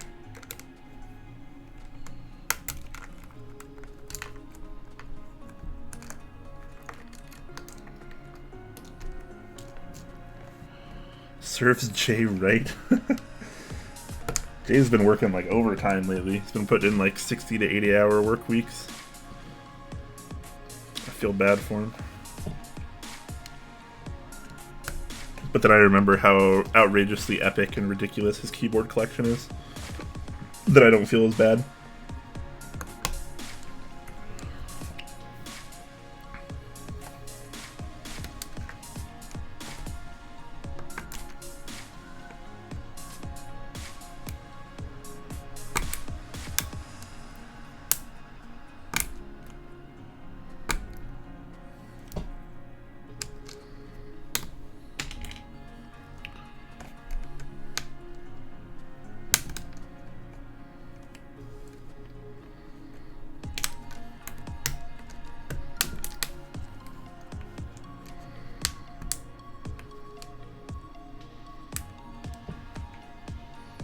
I should have done this outside the case.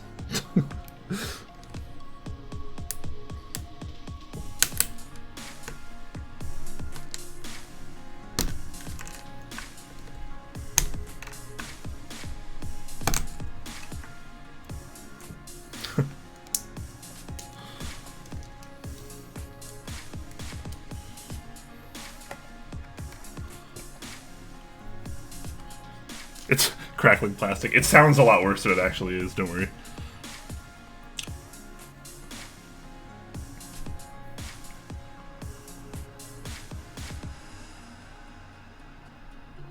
That's what making the big bucks is all about.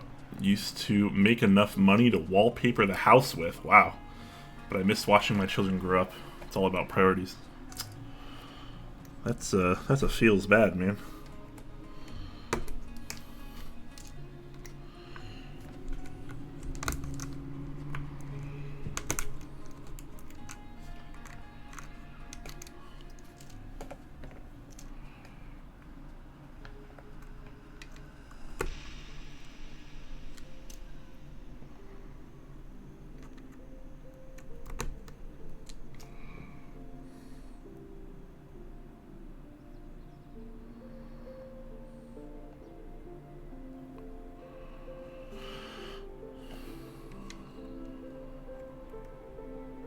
Always easier outside case. Yeah, I was trying to be lazy. I probably made more work for myself this way, honestly. But, hey. Sometimes that's the way it works. I would certainly recommend doing this outside of the case. If you guys were to do it. I'm a trained professional, so I'm good at making mistakes.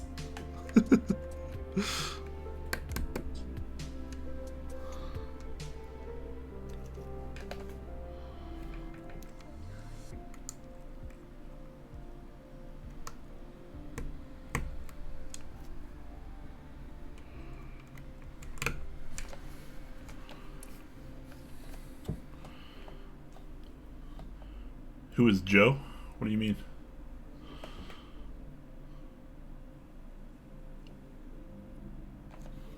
I'm not sure who Joe is. That's a good question.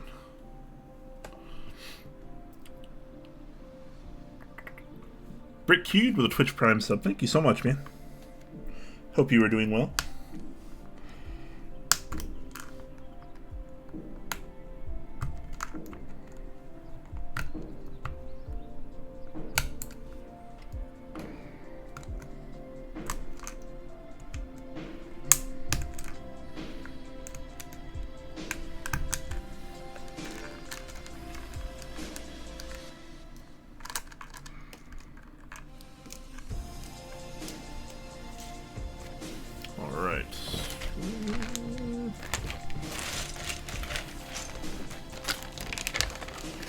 Try this at home, kids. Exactly.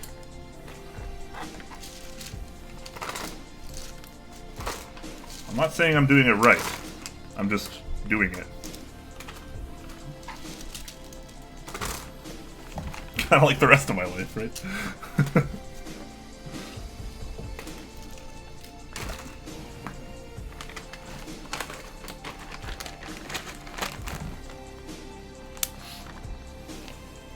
Joe Mama? Wow, nice. My mom's not even alive. How do you feel now, huh? She died 8 years ago. Right after her 50th birthday. Cervical cancer. That's a bent pin. Now you feel awful? Don't, it's fine. I don't actually take any offense to it. I just like to joke about making people feel bad. It happens, man. Death. A certainty in life. It's just how it goes.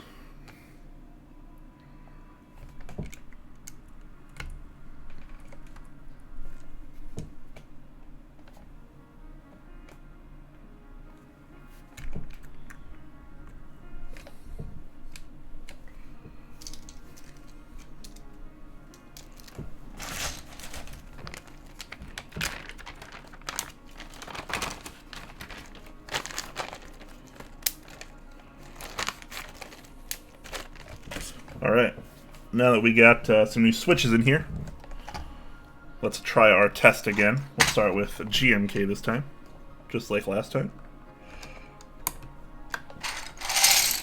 Should be a little faster since obviously we have all the keys that we need.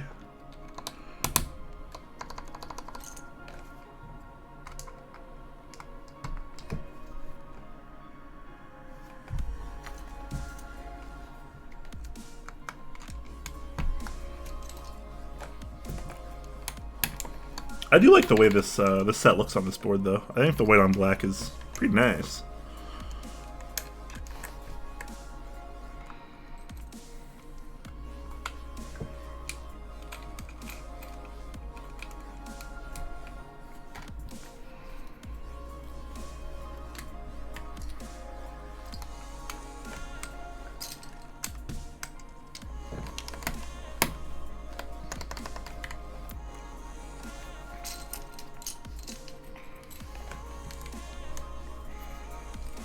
So this is going to have a different sound profile, because obviously the switches are different, but also because these are lubed with a different lube. These are lubed with an oil as opposed to a grease, which does help a little bit more preserve the natural sound of the switch.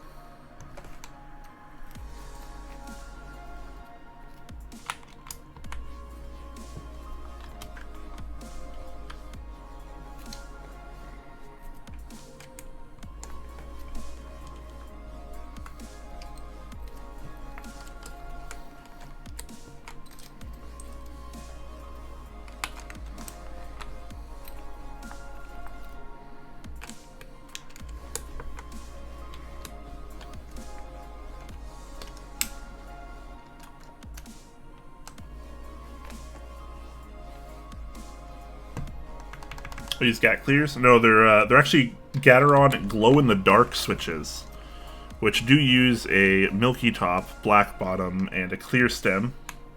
The spring is from a Gateron yellow, though, so very popular Gateron spring as far as stock springs are concerned.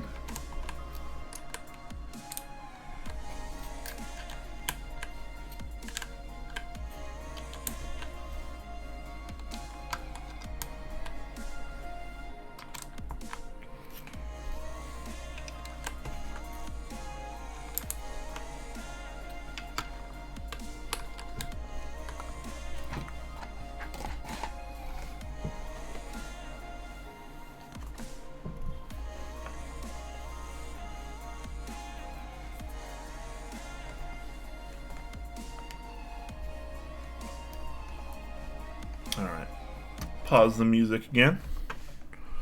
Let's go in for a quick sound test. If someone wants to clip this, that'd be pretty cool.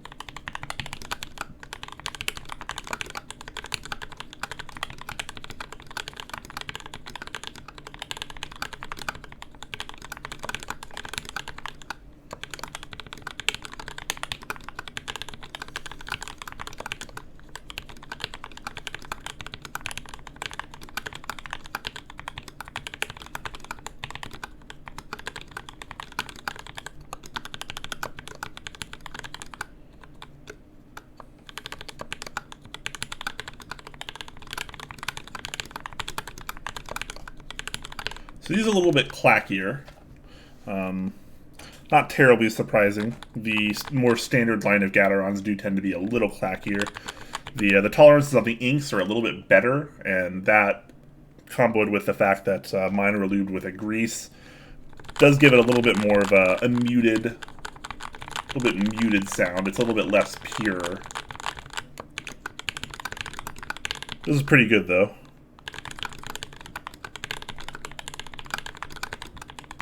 I think I prefer the inks, if I'm being honest.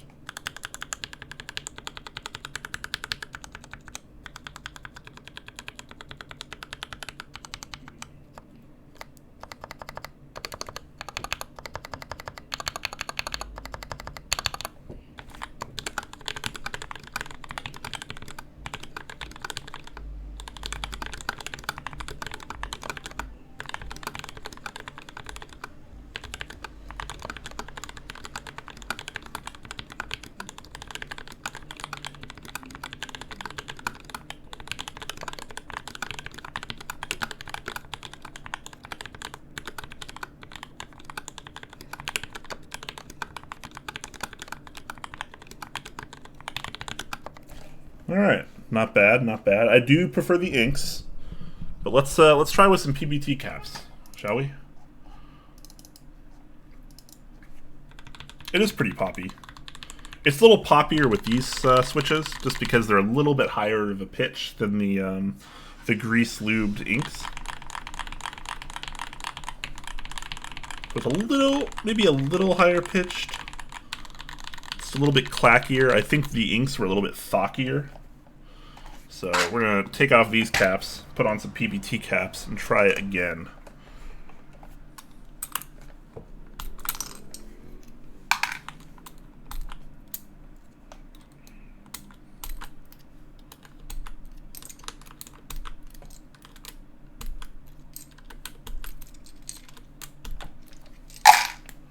Musica.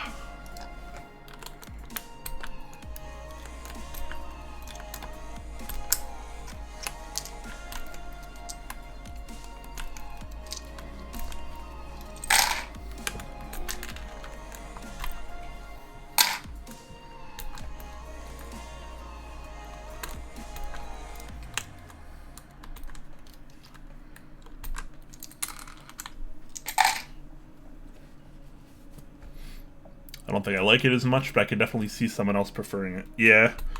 It's still nice, but I really do prefer the sound of the inks so far on this.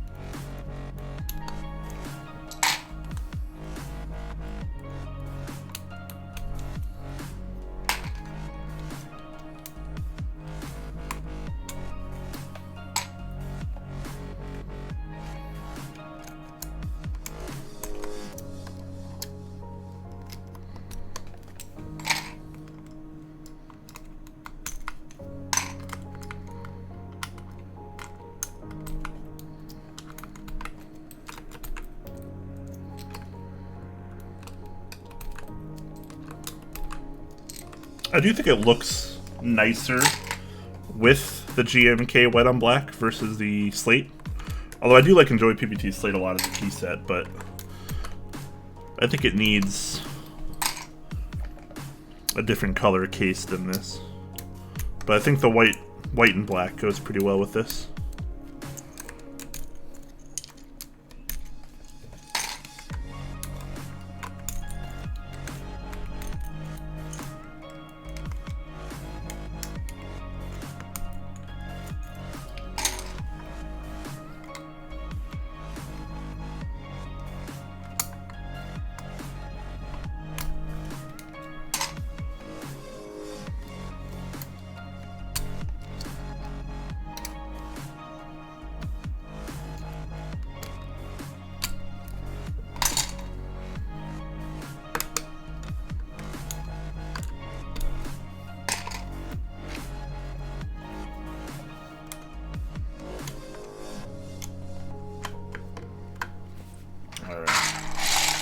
It's PBT time.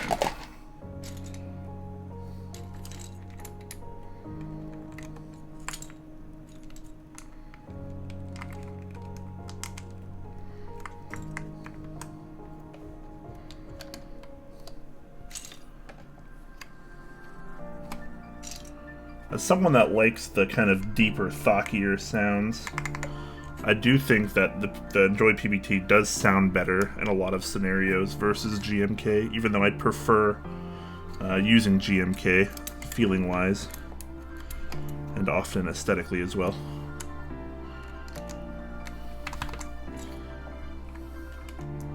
Could you imagine if GMK made PBT keycaps? Wouldn't that be interesting?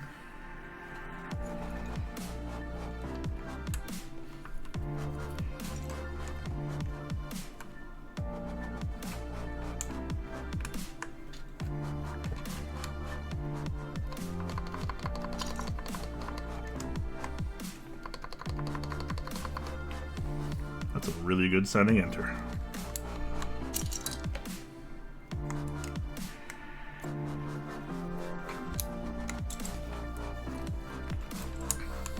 Oops, that's not where that goes.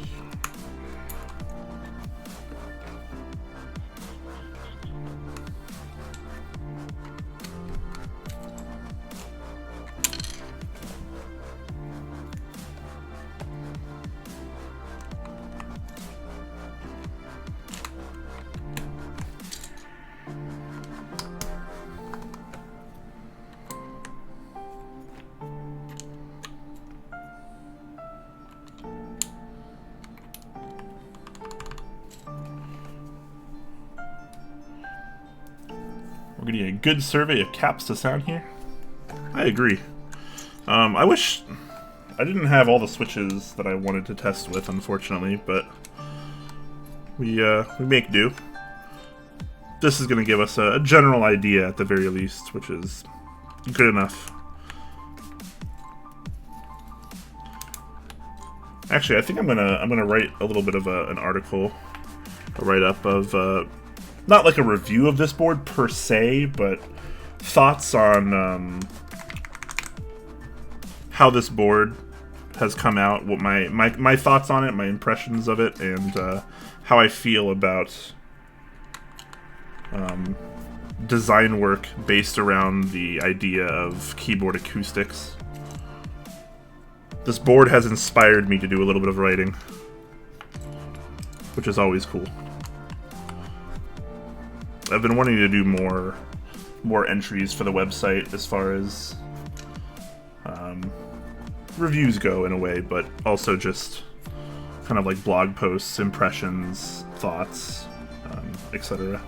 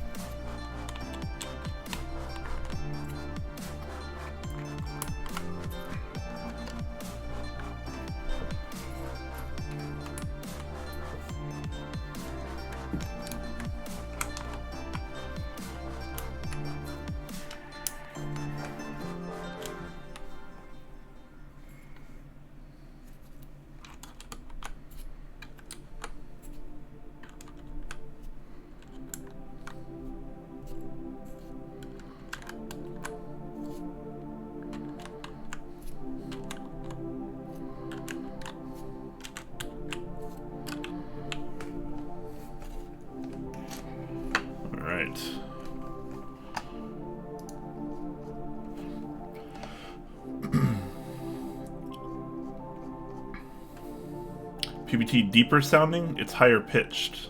Denser material equals higher pitched. Really? I kind of disagree, actually. PBT sounds quite a bit deeper to me. Like, noticeably.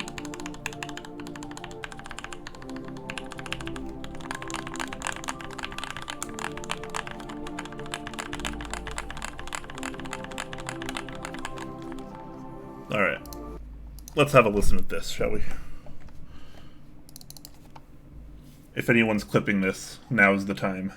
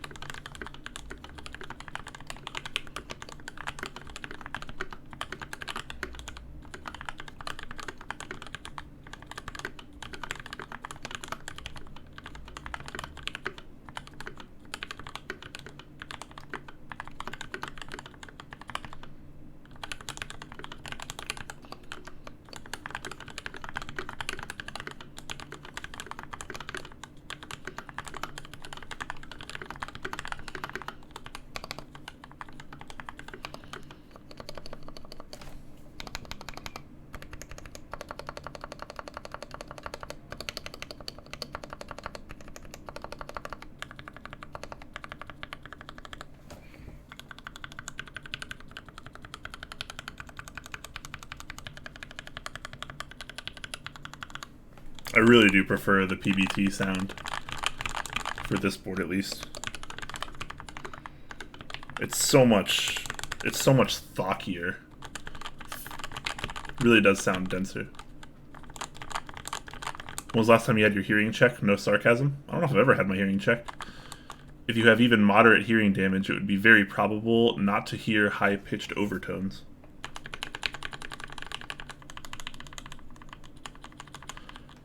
I always assumed that higher density has a... I mean, obviously I'm not a scientist, I'm not an expert here, but I always assumed that more density absorbed more sound.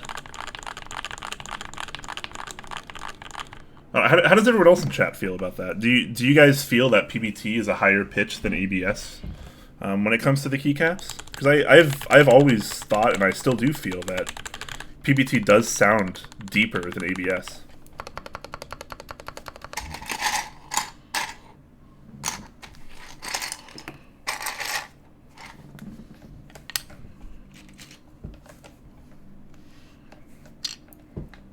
Again, I'm not an expert, I am not a scientist, but to my ears, which I guess could be broken. Oops. Stabilizer, please.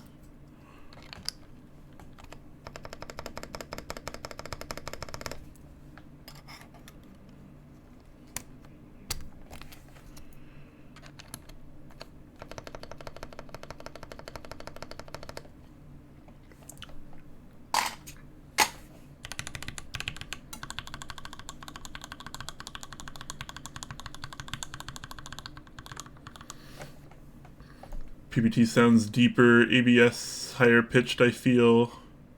I think PBT sounds deeper. PBT is definitely a lower pitch. PBT sounds deeper. We'll have to go check the clips. You agree PBT sounds deeper? Yeah, I don't know. Maybe, I don't know. Maybe I should get my ears checked. But yeah, PBT definitely sounds a little deeper to me.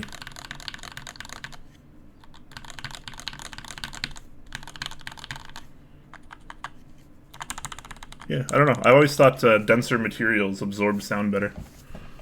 Maybe you have hearing damage? I don't know. Maybe. Who knows? You have me questioning myself now, so yeah. PBT is more dense, right? Yep. Yep. Yeah, every time I've used PBT caps, they always sound deeper, more muted, more muffled. Oh man. This is what you get sometimes, depending on switches and configuration, with Enjoy PBT homing caps that are both scooped and barred at the same time.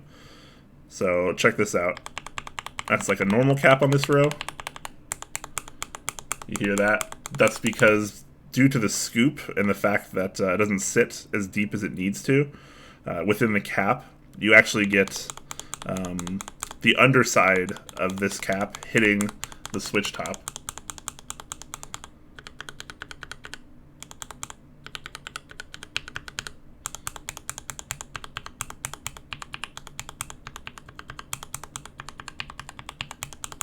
So yeah, sometimes Enjoy PBT, definitely not the answer. I wish they did just barred and just scooped and just, you know, did what GMK did and offer them in both kits. The scoop keys sound horrible on Helios. They really do. On like silent switches, they sound it's awful. It's like truly bad. This is why I tend not to use Enjoy PBT too much. I do like Slate a lot, and in some situations it's pretty good and it's not really an issue. But with these switches, at least, definitely get that tap from the switch top, which I don't like. But overall, I like the way the board sounds quite a bit.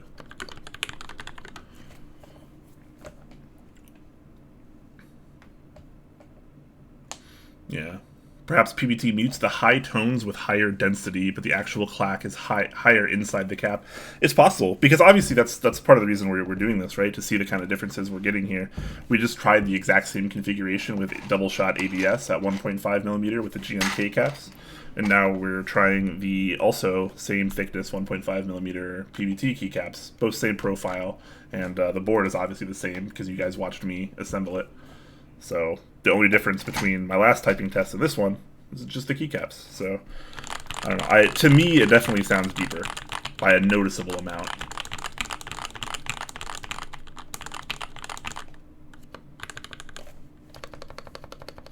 The enter sounds great on this either way, though.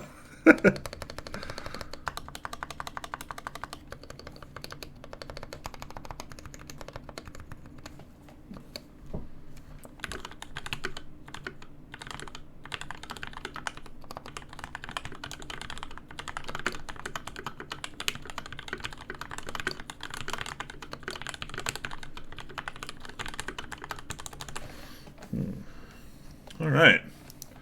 So that was a fun little adventure. I liked that.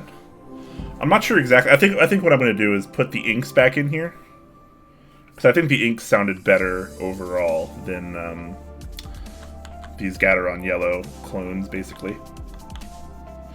And I do like the way that the GMK one on black looks better on this, so I think I'll probably put that on there too. So I'm going to do that off stream, and then I'm probably going to play some video games. So if you guys have any last minute questions before I head out, now's a great time to ask them. And of course, once again, shout out to Potoko again for providing this sample for me to check out. It's very nice.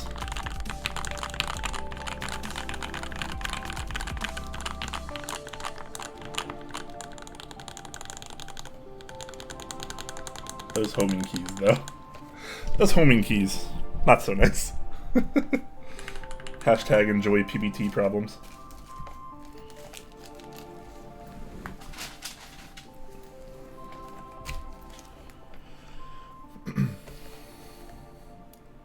Clips are under the clips page. Awesome. Thank you very much, 10 Strong, for doing that. I appreciate that, man. J-Chef donating 500 bits, says nice stream. Thank you so much, man. That is very generous of you. Hope you guys enjoyed it. Sounds like a plan. Thanks, Brian, for the excellent stream and for taking the time to switch stuff out for us. Yeah, man, no problem. I mean, I am far from the most hardcore keyboard scientists like Walker and other people like him, but I do like to kind of, you know, try things out, mess around with things. Eventually, once I get some more Zelios in, I'm gonna put some in here as well. I want to try out Zelios in this, but the only Zelios I currently have are soldered into my Kepler, so not a whole lot I can do about that.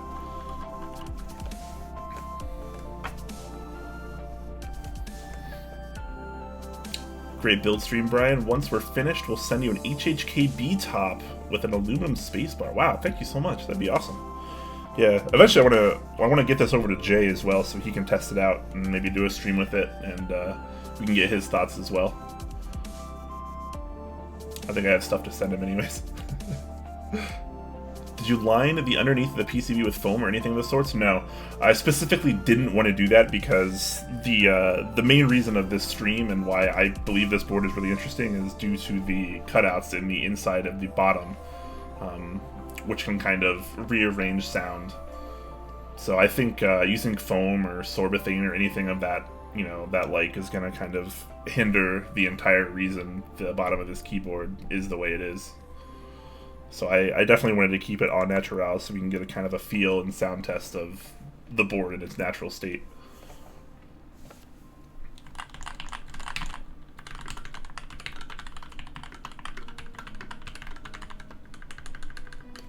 Hanging out in Quakeum's garage is a destination.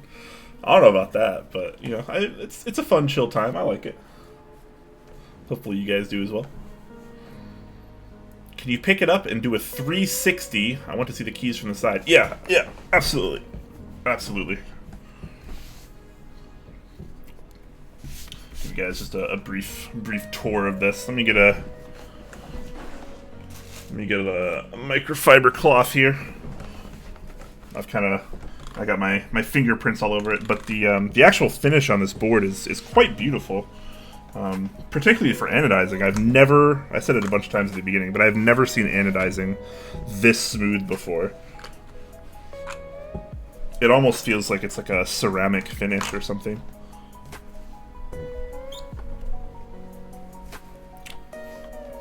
So here is the bottom. Very simple, flat. Lots of screws, 10 of them in fact. It is angled though, of course.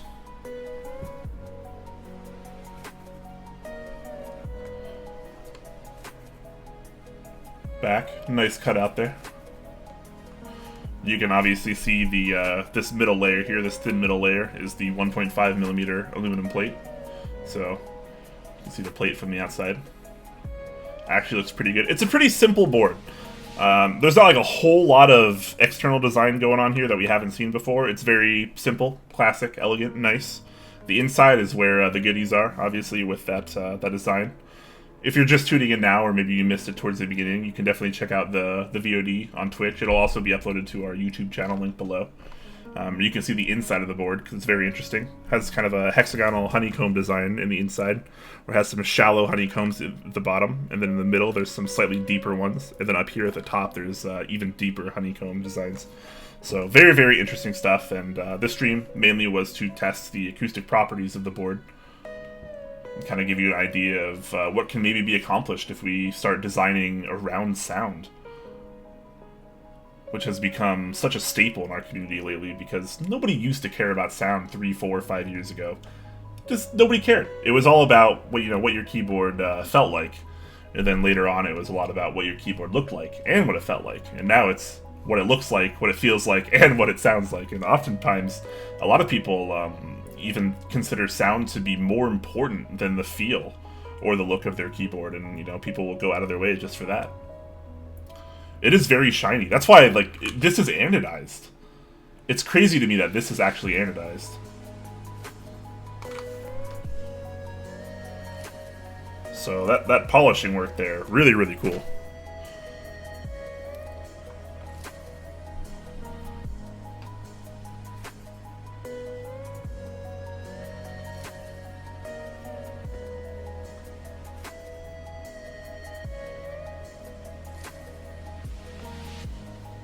Yep, very nice. It's pretty. I'll weigh it too. I know some people are concerned about weight of keyboards as well. I'm not really one of them anymore, but. And yes, I know this is on a desk mat, so it might be a little off, but it's not going to be that far off, if anything.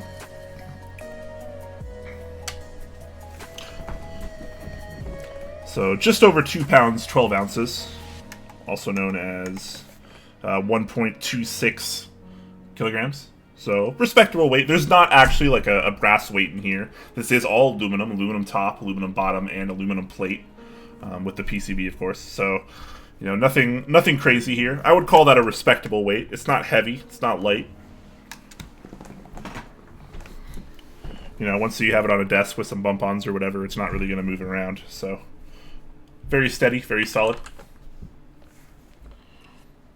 After Brian's Kepler lost interest in the weight of a board, the Kepler's too heavy. The Kepler TKL is too heavy. The FC65 version of the Kepler is going to be more reasonable. That's only going to be like 7 or 8 pounds, I think. But yeah, Kepler TKL, just it's really unnecessary. It's fun at first because you're like, oh, it's so heavy, and then you're like, I don't ever want to move this. So it's pretty ridiculous.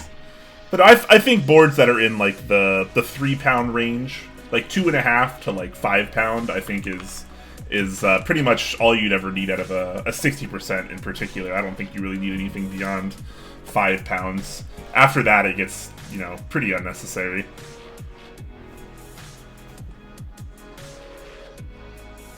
Thurmans, what up, bruh? What's up, man? Long time no see. Hammer brother, just joined. Did I miss a typing test? You did, but we're just heading out now. But VOD obviously up on Twitch, and it's going to be up on YouTube soon.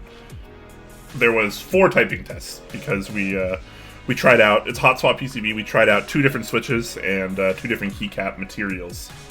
And the reason we did that was because the internal design of the case, which is very, very different, new, and interesting. So definitely make sure you check out the VOD if you're interested in what was going on here. This was a little bit different from normal keyboard builds. This board is made in my city. Hopefully they make a 65 or 75. Nice. Well, the designer and manufacturer Potoko is in chat right now. So maybe you can convince him to do that. Personally, I prefer the 60%, but hey, that's just me. What exactly is the FC65 made of?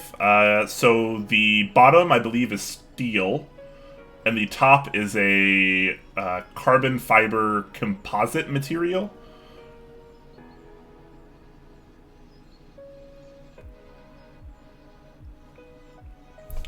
%60 is a large board. You must be one of those 40s guys. Which is totally fine. I just like 60% personally. I don't really need arrows, and I feel like 60% looks the cleanest. It doesn't look too large or too small.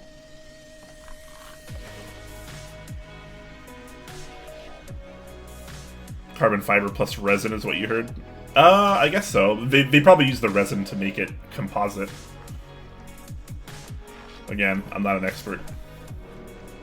That'd be a good question for 159.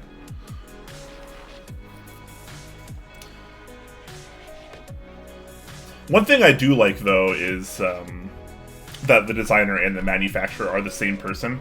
That doesn't happen enough in our community. We know Exclusive, who has done the E6 V2 and E6.5, E7.5, and various other projects. We've seen him be really successful at being able to design and manufacture boards. So I kind of like that, because you cut out a little bit of the middleman. You speed up the process a little bit, and I feel like you get tweaks a little bit easier. So definitely looking forward to more projects from them.